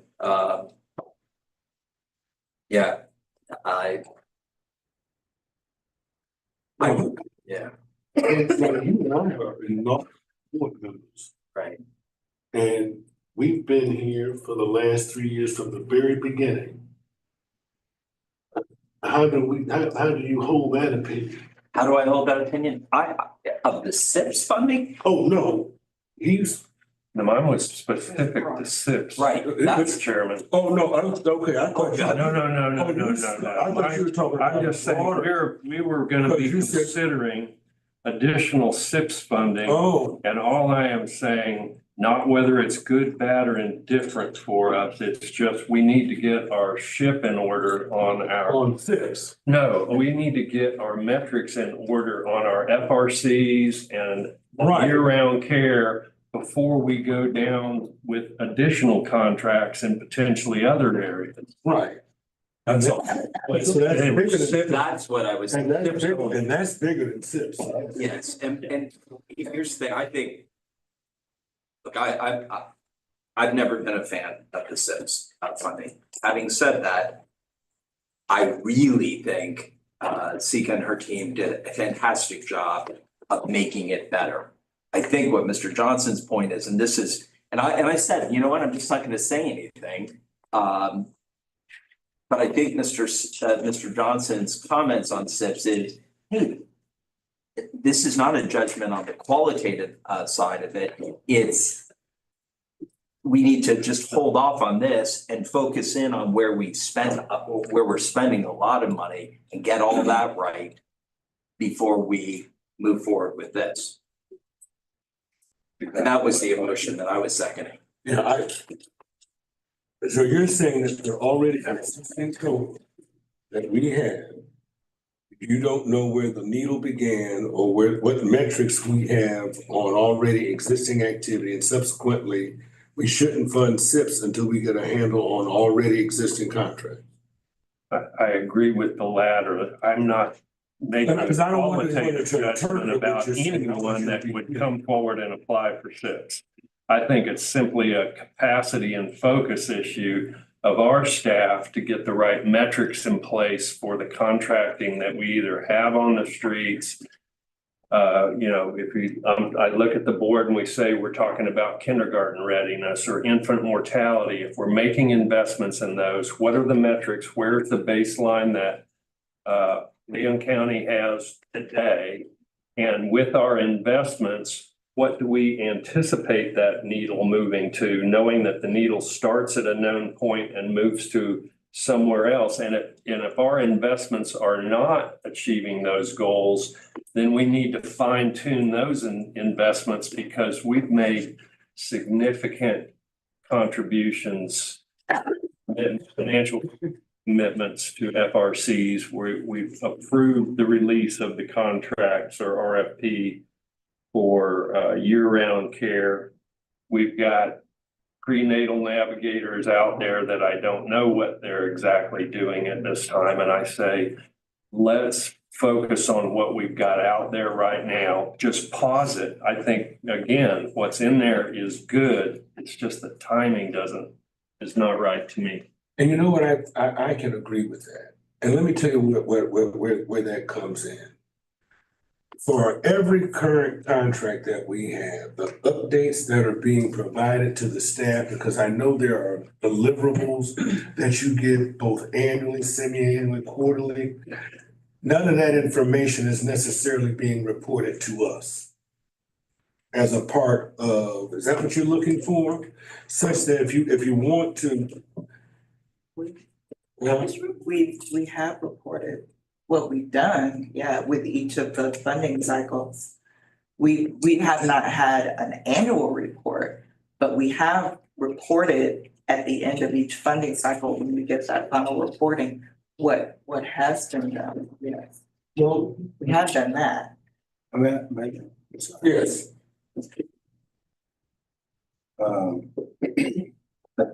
So, and I think we maybe had this conversation before. The metrics system that you all have been working on to address, I think, what, Mr. Johnson is referencing. Those would not necessarily apply to mistaken that there is some type of metrics platform where you all are going to be able to articulate what I think he's asking for, what we've been asking for. Maybe, okay, So man, yes, please. I think what Mr. Johnson is referring to, and quite frankly, Councilmember Marstiller as well. This council has not yet truly developed its strategic focus. We started that with the framework that we provided from the very beginning. And it was a lot. And it was so much that it seemed to be overwhelming. So if you remember, we tried to break it up in pieces. And we broke it up with the kindergarten readiness first. There wasn't an appetite for the things that we recommended. So you passed over that and then went to the next one there. Holly, help me because say it again. Family supports. Family supports. And so you approved the family supports framework. And so we issued those procurements in family supports. The first one was youth mentoring, which is just finishing. That's actually on here. So again, remember, we didn't fund it until last year. It just finished up in September. We asked you for continuation funding because their final reporting hadn't come in, but they had the ability to be approved for another year. And that's what's on your agenda today, to approve them until May of next year, because we then said the way that we really see if we're making impact is by doing year round and following the kids all year, which is why you approved the out of school time, the youth development. The second initiative that you approved in that framework was parent education. So it was parent education and family supports. We approved 4, I think, programs in that, a 2-year cycle. So they are in their second year. And then in September of 25, they will be finished with the first cycle. We'll present that information and you'll decide whether you want to renew them for 2 years. Pause. Yes. I just want to lose a space where you are right now. Is there so I think you have different interpretations from folks in their background of what they determine as metrics, right? So with that year, I think I remember that you want to start to do the new move of that year. Is there an actual visual and already established with these folks for that new year? This is what we're measuring, and that is going into some type of system that I thought we purchased or something. It's going into SAMUS, but when they first started, we were still finishing out SAMUS. So we're now at a point where they are putting information in SAMUS. And so we're still working on how we spit those reports out to show you what they were contracted to do versus what they actually did. The third one in there was FRCs, which we approved the FRCs. It got delayed. And so we didn't start until August of this year. So we don't have any information on FRCs. When we did our strategic planning, we tried to work toward creating those goal statements. So for kindergarten readiness, which you all chose as your first one, what would be the goal statements, the SMART goals that show what we need to measure? So if we're currently at 50%, we want to, for the programs we fund, to see an increase in kindergarten readiness by whatever. We've just never been able to nail down what those goal statements are. So as a matter of fact, on the executive committee meeting for next spring, we need to do a refresher so we can plowed through it and get to those goal statements to get to exactly what Mr. Johnson and frankly, Ms. Marstiller are wanting to see. But the outcomes are built into the RFP. So we are working on an impact report from the time we started funding until September 30th of this year to have ready to be presented in February.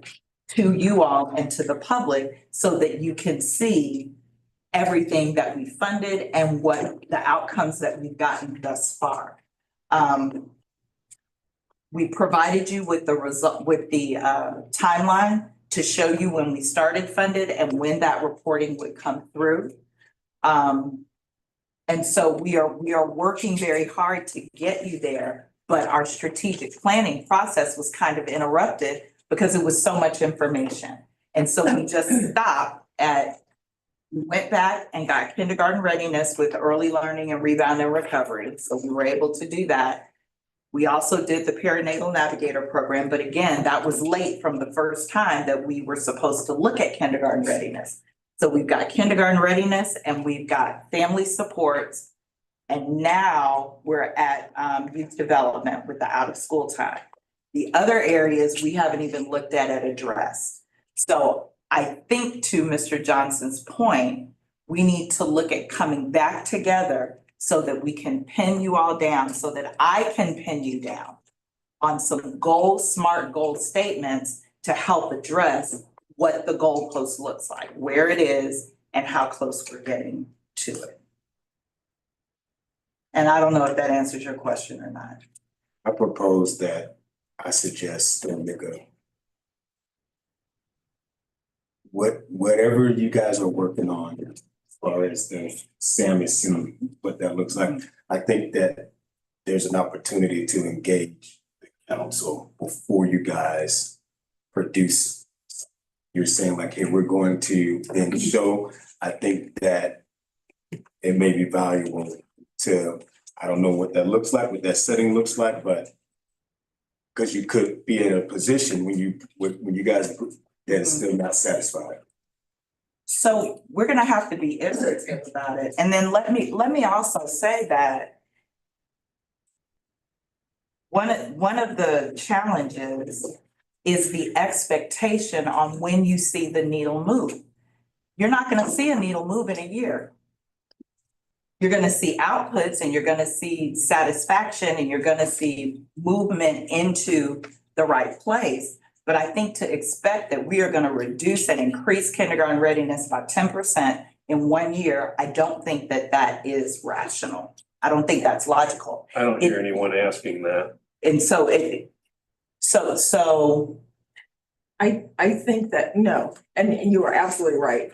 To do the things that we are here to do, to move that needle will take time.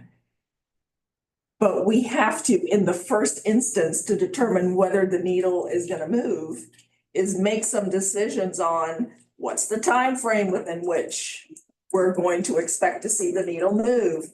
What are the little bits of progress that we expect year over year over year to get to that, I don't know, 3 or 5 year goal? I don't think. It is critical to our success as a council, and it is critical to our mission to do what the voters voted for this council to do, is to decide in the first instance, this is how we're gonna measure. Is it gonna be iterative? To be sure, because we will have to make adjustments along the way, but we have to have a roadmap. Priority areas are helpful, but they're not a roadmap. For any of us who have worked inside organizations at any level, we all know that an organization, in order to be successful, has an actual measurable time frame with SMART goals, whatever SMART means. I'm kidding. But those things have to be in place, or else the ship is gonna be doing this. I absolutely agree. So, you know, that's my soapbox. I'm gonna constantly jump out there and step on it until we start, the true strategic planning. But I think to my colleague's point, even with the SIPS program, although I do like, sort of the reworking of it, but I think to my colleague's point, even with SIPS, without that broader measurable roadmap, we still don't really know what we're doing here. So, Mr. Chair, might I suggest, this is outside of SIPS. We still have all of the framework work that we did. We first were established. I would like to be able to distribute that with the updates, because it does show what the metrics are we would be measuring, what the, how long we would want to do the investment to see. So it is the beginning of formulating the SMART goals. I think it just got overwhelming for the council, and so it was just a lot. So I would like permission to update that and send that back out as a start for developing exactly what we need to. Well, it would appear to me that based upon the investments that we have made, each RFP had built in delivery. It did. Had built in metrics. So what we're doing is we should be the data center that collects what has been reported to us based upon the investments that we made. So if the award was made to the Darrell Jones Foundation for literacy, that in the first quarter, based upon the activity, there should be some measure, either grades went up, more kids were recruited to join, that the membership, number of children being served from year to year has increased, their grades went up over the course from year to year, and that's the needle. That's the measure. Those are outcomes. And those are the outcomes. And so what happens is, as we collect that information and you're uploading it into SAMUS, it's then reported to us. I mean, now we've heard reports from agencies that have talked about, I mean, this book is an outcome, certainly. But we want to know, but what came out of that? Did the child do better in school? Did the child deal with managing trauma? That type of thing. I mean, because that was baked in to what they submitted to us to be awarded the money. So now we collect that information and now we report that in some semblance of a spreadsheet where that information is captured, and then we can see. And then when it comes time at the end, we then decide whether or not that's a partner worth continuing to invest in, or a program to continue invest in, or if didn't meet the measure, or maybe we might need to fine tune it, maybe go with a different vendor. All that comes out of being able to capture that data. And I think that's, so when you talk about you're gonna provide that framework to us, I think that'll go a long way in explaining. Yes, sir. When was the last time we had, I affectionately refer to as the Jami party, the pajama party, we all got. That was September of last year. Yeah, I will say this. One, I like you updating that and getting it ready, but I don't think that just sending it to us. No, I was just so you would have it, Yeah. not as. I think it's a good idea to do it, but I do think it would be a good idea if that. And that we wait, the governor has a 3 appointments coming up. We wait for those new board members. Before we do it, maybe it's only one, maybe it's all 3 of us, but that we do a Saturday morning, like, Workshop. where this is our focus, because that's when I apologize. I will always call it secretary. To Ms. Marceller's point, it is, all of this is really important, and it is, I know how hard you work and how hard Holly and Dina and the whole staff work. I want everybody sort of understanding where this boat is going, and Ms. Marceller said, you can go here and you can go there. Like, where this conversation matters a lot, and we really understand kind of what's happening. And to Mr. Johnson, the way he raised the point, I think is so respectful to the work that went into improving the SIPS program, which is why I agreed not to say a word, because it is a vast improvement over how it started. But is it ready for prime time? Are we ready for prime time? Are we ready for SIPS time? Yeah, that's, I think, what your real question was, not the validity or the worthiness of SIPS, but are we ready? Well, the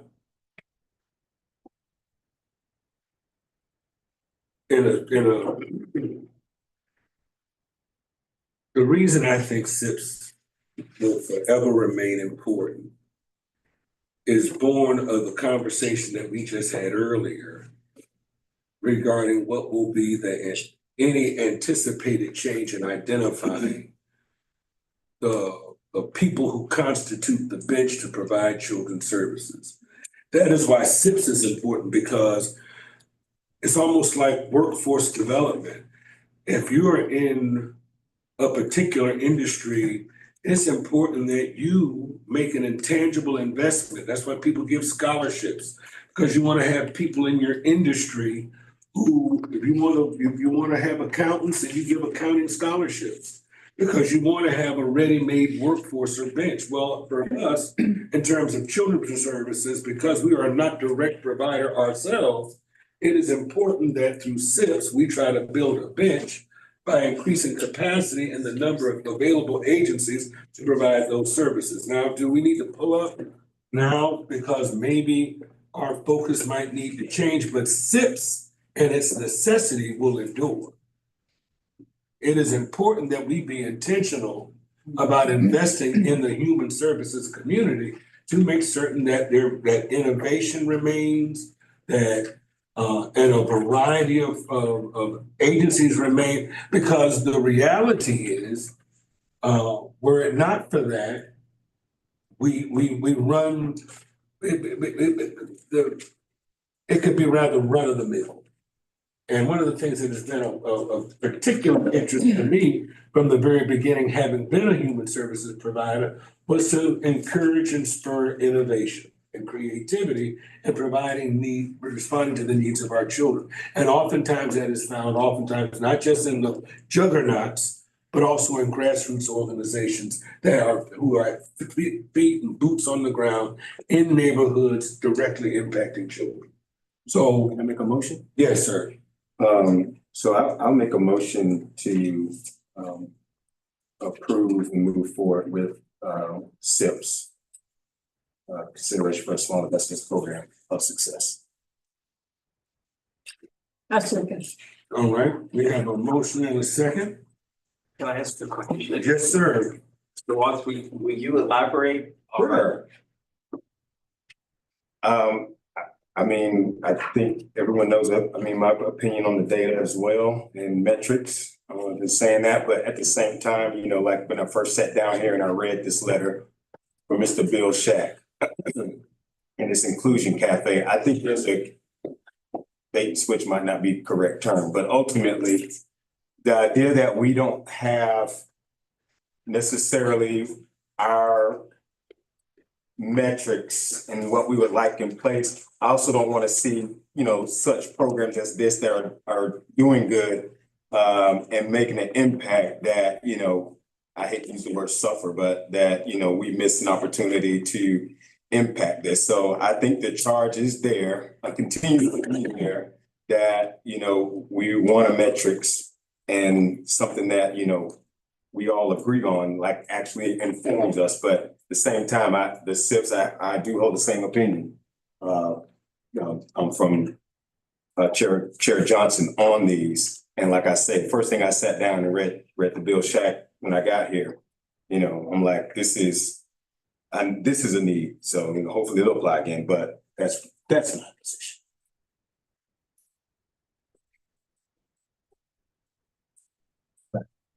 Yeah, Johnson. Hold on, Brett and I say. Say father. Anyone else? Yeah, in a second. Okay. Any public comment? There is no public comment. Okay, yes, sir. I am torn here, and I'm torn between two men whose opinions I respect, and I I'm torn because you mentioned the cafe thing, and I agree with you, Mr. Watson. That's a really valuable program. And I'm fearful without SIPS funding, we would lose that. Because it's safe to say we would lose what's it called? The Inclusion? inclusion concept. Right, we would lose something like that, right? Probably. I think it's also important to note that most of them, so it's a balancing act between funding the quote usual suspects Right. and funding those that are getting into the gaps that the usual suspects don't fill. So it's a balance. Or we would lose, they probably wouldn't. Okay, are we applying some sort of a rating for those who receive SIPS funding? Yes, I think when we presented this At the workshop on November At the 7th. workshop. Right. We gave you a red, yellow, green. Yeah, okay, yeah, I remember that, okay. I'm sorry. Oh, hell. And I We did a red, yellow, green to kind of show you where. I can say, I know I have a motion out there, I don't know where it's at now, but I can say, even with that, again, it's candidly, it's not enough. Like, 10 people attended X, Y, and Z. So again, you guys have informed me, you're getting there this new year, Samus, and so. There is rating to it. Go We are ahead. treading as fast Okay, as we all can. right. I don't know what else to say. All right, Check. yes, sir. One I'm quick sorry, thing. I think you- your motion is still pending. We're just in discussion on it. Part of the proposal, as I understand it, is gonna require us, the council, to narrow the focus to two particular program areas. So, or whatever.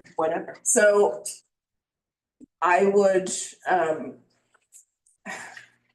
ask that we have that all decided so that we can vote on that whole thing, right, as a package, if that's okay. So I guess I'm asking to make a friendly amendment, but I don't know what to amend it to. Go ahead. His motion.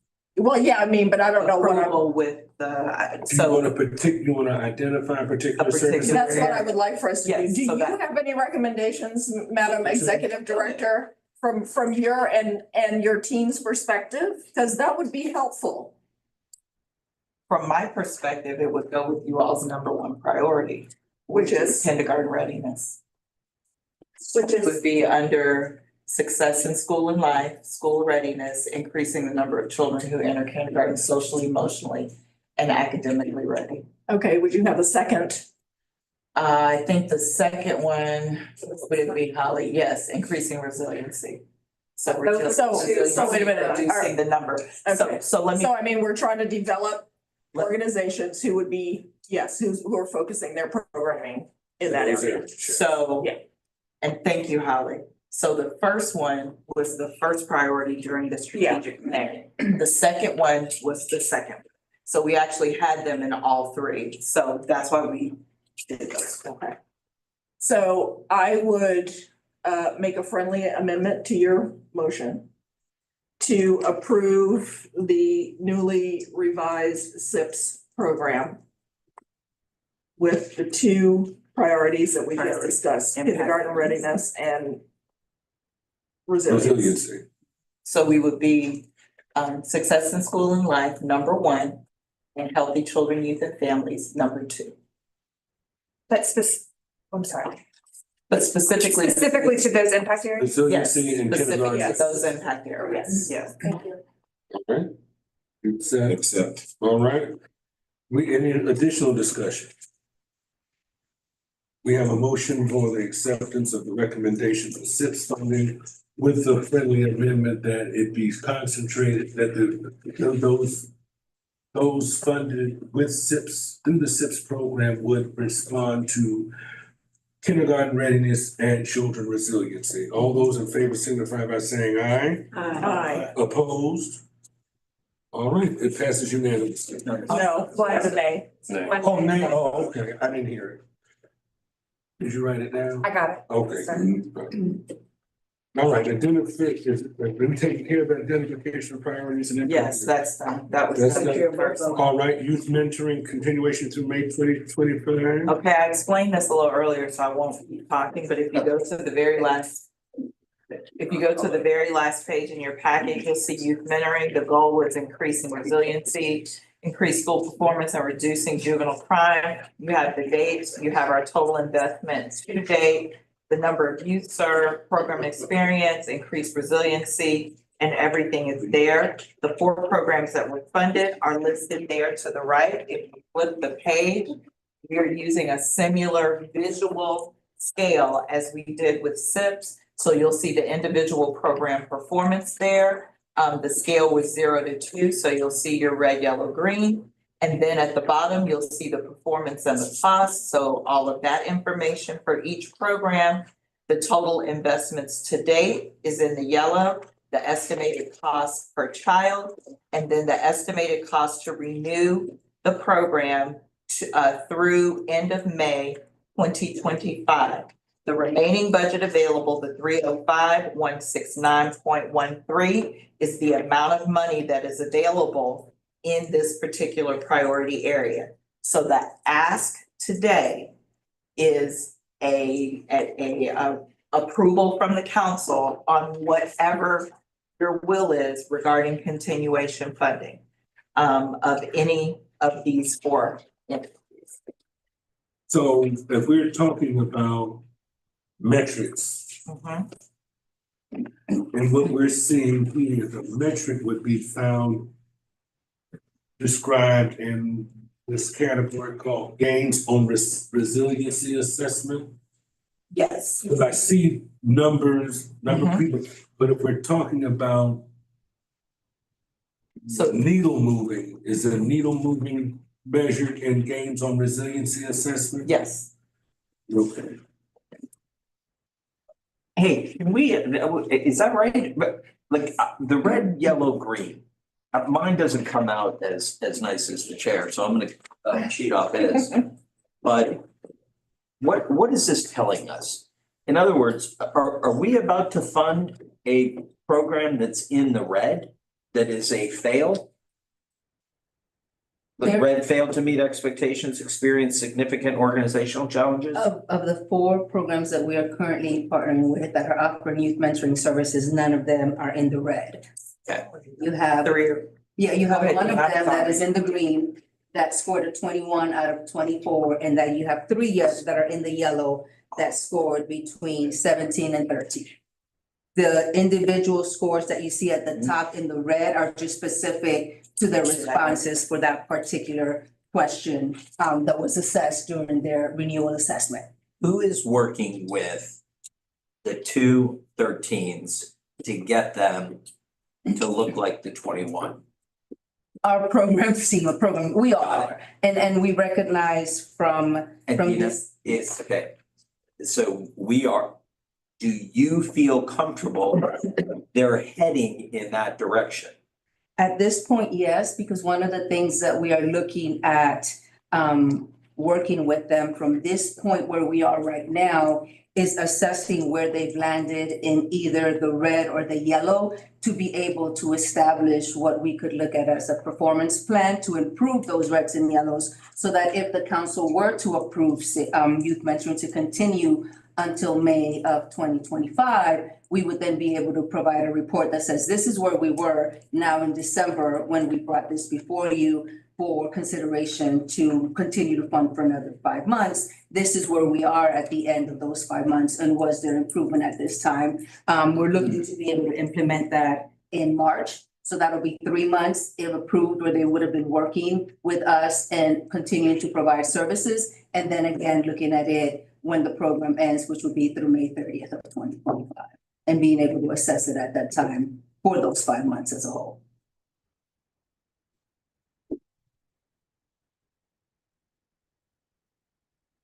Mr. Chair, just a point of clarification. Out of these 4, we see the scoring and what have you.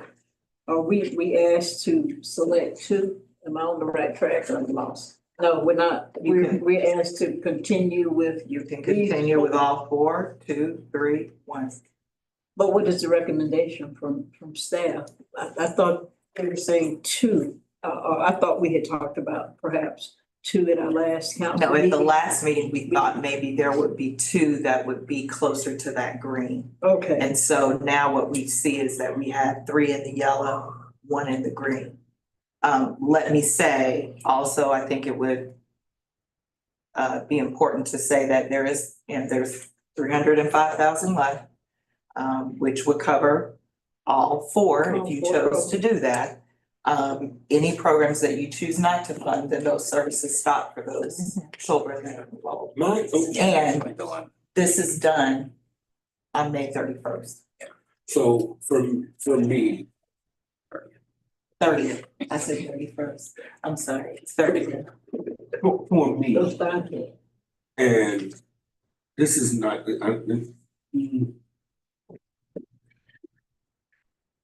I'm familiar with all of these organizations.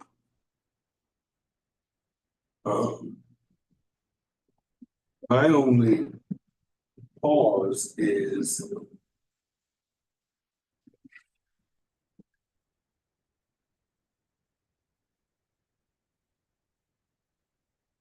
don't know. As I read this and we look at the funding, although these numbers are here, these descriptors do not inform me about what success looks like. So I'm gonna go back to, I'm gonna defer to Holly because in the contract, there are minimums that were set for each one of these. And that's what we didn't give them. We thought about everything. We didn't give that, but Holly is a human computer. So Holly, can you not opine, but give the information on the minimum? So for example, for gains and resiliency, what was the minimum that we were looking for? 80%. So Maybe define gains. sure. So I think that if I may kind of go through, the front page is the overall goals, all of them collectively together. And so what they're reporting on. So this positive program experience indicates it is from a qualified tool called the Mentor Youth Alliance Scale, the MYAS. It was required to be administered 90 days within the program, and it's looking at the quality of the relationship between the mentee and the mentor, and that the expectation was that they would score a 25 or higher, and that the goal was 80% would score 25 or higher. That is the proxy for a quality relationship between that mentor and mentee. The second one was around increased resiliency. So again, the goal was to hit around 80%, no, not around, the goal was 80% would make gains in their social functioning and self-esteem as measured by what's called the CYRM, that is the Child Youth and Resiliency Measure. It's a 17-item validated tool that has a pre-post sign with it. What we have discovered in implementation, you used the word iterative process earlier, that how you administer that tool and some of the complications that arose from administering that tool. We set the goal to make gains, and subsequent RFPs were saying to maintain or make gains. But for this one, it was originally to make gains. If a student comes in and they're already high functioning, how do you make gains on that? So that is part of the analysis that we did into this tool, which is part of the reason why some of the numbers are not obtaining their goals. I think that a good example was the average score for First Tee of Tallahassee, for example, was much higher than the average score for the kids coming in for Big Brothers Big Sisters. They were able to really see gains with Big Brothers Big Sisters on this particular tool compared to the other models. If I may just opine one more time, I just want to point out about the hours, because we specifically broke out group mentoring hours and individual mentoring hours, and you'll see that Big Brothers Big Sisters is primarily the only model that did the one-to-one mentoring instead of one-to-many mentoring, the group mentoring. And the tool CYRM might be a reflection of that. When you're doing one-to-one mentoring, you're going to experience greater gains. This is also one of the other reasons why we are not, as a team, recommending continuing this funding into future years, but rather wrapping this up into our youth development. Please. Correct. We have a motion for acceptance. No, not yet. Any public comment? I have a few questions. if I Oh, I'm may. sorry, yes, ma'am. So, you know, Holly, thanks for some of that explanation. I do find it a little unusual that two long-standing, well-known programs have so many red boxes on this right here. You know, and I think we need to understand, you know, to the chair's point, really understand more about why that is. Is it because their models maybe don't quite fit the way we are, you know, approaching mentoring? I mean, those are just things that I think we as a council need to understand a bit more before we get to the point where we're like, we're just not gonna do this anymore. So Because these are two very, again, well-known, long-standing programs. And I'm not at a point where I can say, yeah, let's not do that anymore. So that's my first observation. My second one is more a question / suggestion. I see that one of the goals for youth mentoring obviously is to reduce juvenile crime. I don't see that measure on here on our summary sheet.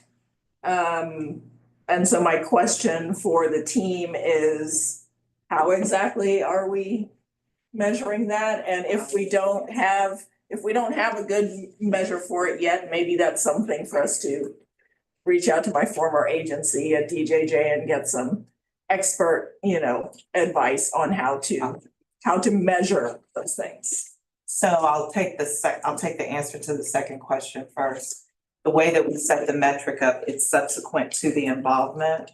So once the program ends, then we go through to see if the youth is, if the child avoids justice involvement. So it's not justice involvement while they're in the program, but rather how the program impacts them moving forward. So we do have things in place to be able to follow those kids and get that information.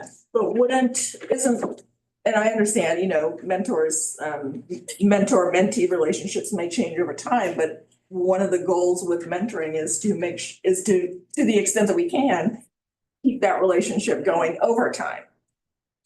Yes. Yeah.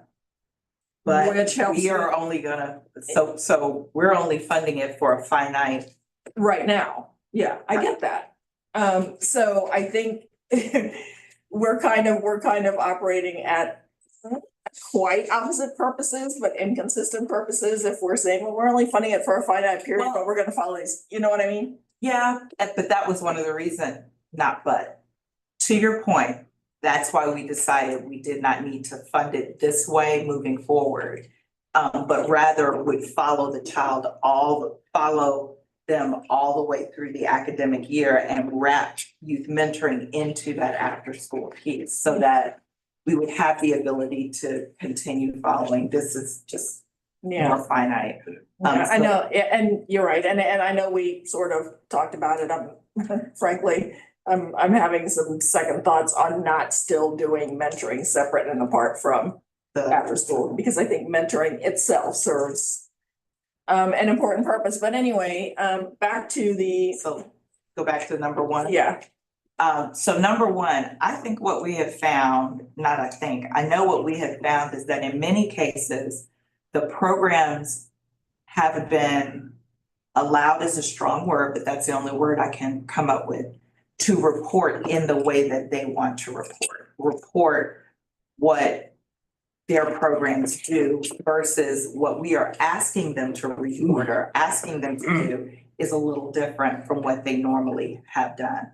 And so in some cases, it was them trying to figure out how to do it the way we want to do it, how to use SAMUS. SAMUS is not a program that many of them have used before, so that is part of it.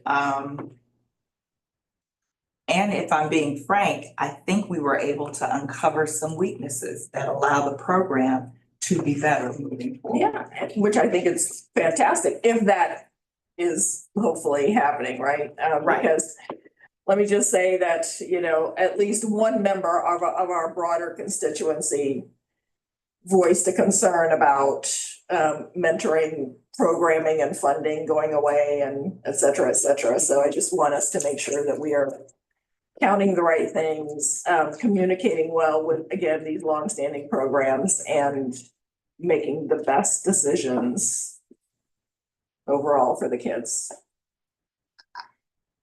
Maybe we need to start keeping track of the hours. that we enter And I mean, with our funding. and maybe, you know, and obviously these are things that clearly have to happen at the staff level, but you got, I mean, many of us, I shouldn't say all of us, but many of us have served on, you know, boards of nonprofits and things like that, and the board members don't necessarily hear, right? What some of the programmatic things are. And I'm not talking about us and we're not hearing. I'm suggesting maybe boards of other entities are not really understanding what's happening. So we probably need to figure out how to help bubble that information up to them so that there are no misunderstandings if we should have to make a decision about not continuing funding. Okay. Is there a motion for the continuation of youth mentoring funding through May 2025? I'll move it. All for And there's a second? Yes. All it. right. I'm the second. Any additional discussion, any public comment? May I ask for clarity, Mr. Chair? Is it to approve all All four? yes. Okay. There is no public comment, sir. Any additional discussion? All those in favor signify by saying aye, who approve the continued funding through May 2025 of the remaining budget available of $305,000 and some change. All in favor signify by saying aye. Aye. Opposed? Ayes have it. Thank you. On meeting dates, one of the things that I talked about at our last meeting was that I believe that the executive committee should meet before each governing council meeting as a part of its regular function. I think it provides opportunity for clarity, particularly for those of us who have one great responsibility as chairs of already standing committees. Also can help to be a part of informing what will be essentially the final council meeting agenda. Welcome that type of support and input, and that we would time it in such a way that we can have that meeting such that the agenda can go out 7 days prior to our meeting. At present, and I don't know that it is statutorily required, but I do believe it is a best practice. I know that school board agendas, city agendas, and county commission agendas are all published a week in advance. And then there's a meeting that occurs internally prior to that agenda being finalized. And I think that's a best practice, particularly when we have both the treasurer, the vice chair, and the chair as a part of that. So if we can schedule that, madam, so that can occur. If we still agree, I know we've talked about that when I was traveling. Did you agree with that, Mr. Vice Chair? You said before every council meeting? Before we have a council meeting, there's be an executive committee. Yeah. You agree? Yes. I agree. You sure? I'm sure. Okay. And here's the thing, I think it's a great idea and what I think we need to for Sika, you and your team. Like when I got your email with all of this information on Tuesday, late afternoon. I was completely out of pocket yesterday, in Jacksonville and didn't get back until very late. I saw it on Tuesday evening and I'm like, oh God. So I get home last night and I'm starting to go through it. And I thought, I fell asleep, honestly, while I was reading it. Not that it's not riveting, because it is, but I was exhausted. So then I get up today and I immediately start, but I had other meetings and I did finish it. But I hate that rush. I really hate the rush. It doesn't give me enough time to ask questions. I was able to reach Mr. Rowe on a couple of things I had for him, but I love the ability to reach out to you or reach out to Dina or Holly. So I like the idea, Mr. Chair. Now, this does inform the way of work. And so as I'm sitting here, we don't have any administrative help. Our administrative our administrative specialist that was contract has left. I need a full-time administrative position. I don't know how else to put it. And so I'd like to Hire one. put that, I'd love to do that, but I don't have a full-time position. Oh, I'm sorry. Yeah, Richard. You had a plan, I believe, at some point, maybe in the last council, to submit a request around staffing plan. Did I misinterpret that? It's listed on the agenda for the executive committee. Yeah, it's on the agenda. Okay. For the executive. So the one in February, right? Yeah, but we're gonna try to find time to do one in January. That after the last meeting and there was no available dates unless the request is to do it immediately before the council meeting. No, not immediately. That because won't that way- No.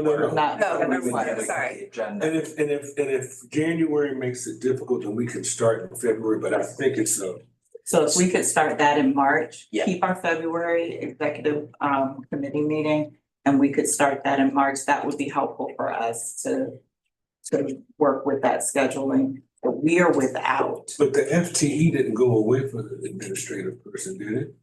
Yes. No. Because if you remember, I have promoted our AS, our administrative, and I wanted to transfer some of the contract dollars to create the full-time position, the benefits, everything. I was gonna take that. There wasn't an appetite, and rightfully so, because I was doing it in the middle of A budget year. for me to be able to make that transfer. And so we went to 2 contracted positions. We still have one of our contractors, but that person has notified us that they are looking for something full-time, but we did lose the administrative. So we're scrambling. I mean, we really are. And so unfortunately, that's why the packets are late, because we every time we think we get a process, we kind of lose it. So I will bring that to the executive meeting. But if we could get a real Jacinta replacement, and she is excelling in her position, we wouldn't trade her for the world, but if we could get an administrator, that would help with.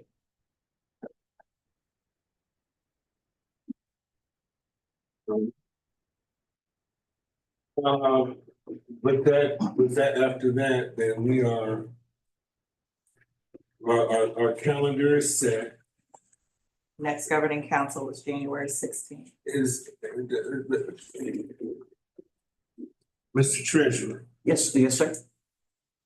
what do we do to remedy this problem? Can we make a motion to create this FTE? What are we doing here? Well, you Can- can take 2 part-time contract employees and make it a full-time contract employee. You can take contract employees if the suggestion is that you can't hire a full-time person, you can hire a full-time person. We're just not creating the FTE. You can use your contract dollars, which is why we allotted so much to hire someone 40 hours a week. Mr. Mitchell, I respect you, but we cannot keep someone in that administrative position on a contract. We just have not been able to do that. Okay, so let me push back a little and say, we have one of the best employees that this organization has on contract in Holly. And she's been here for 3.5 years. May I Okay, propose we'll that try. you, you're going to draft a proposal, I'm assuming, for your request and submit that to us, and we'll discuss it at the executive committee. Sure. February. And we can give it ahead of time and then review it and be prepared to discuss it. All right. Are all hearts satisfied? Anything else for the good of the order? Mr. Chairman, was there public comment in general? I mean, I saw folks here, were they just here just because they were interested, or? I have inquired if they would like to submit a card and none have been submitted, All sir. right, good. I got it. May I say something? You just submitted a card. Okay, Speak and then let's submit. approach the council and please state your name and your address. No, let's go ahead and. No, you can do it, Molly, you can do it afterwards. You can do it afterwards, you have. I'm sorry, I just assumed that watching these on YouTube that you only had the public comments at the beginning of the meetings and not during each segmented session on here. My name is Molly Lord. I am with Big Brothers Big Sisters of the Big Bend. We are a mentoring organization of yours that you fund graciously with that. So I appreciate obviously approving the funding to that extent through May. It would have been detrimental to our organization to cut that funding in the middle of our fiscal year and during the holidays. So we truly appreciate your due diligence in making sure that you looked through that with that. As an agency, we haven't seen the scores with that, so it was very enlightening to see those scores on that and where we fell and how we were scored on that end. I think Holly did a phenomenal job of presenting the information with that. And we have received one monitoring from our organization on that and with everything. So again, I just appreciate the opportunity, the due diligence that you guys have gone through to that. And again, extending the opportunity for us to continue to serve the 133 children that we do serve through your funding through the end, somewhat to the end of the fiscal year, but certainly the school year on that end. So thank you for that. Thank you. All hearts satisfied? Any other final comments? We stand adjourned. Merry Christmas. Merry Christmas. Happy holidays. Merry Christmas. Merry Christmas.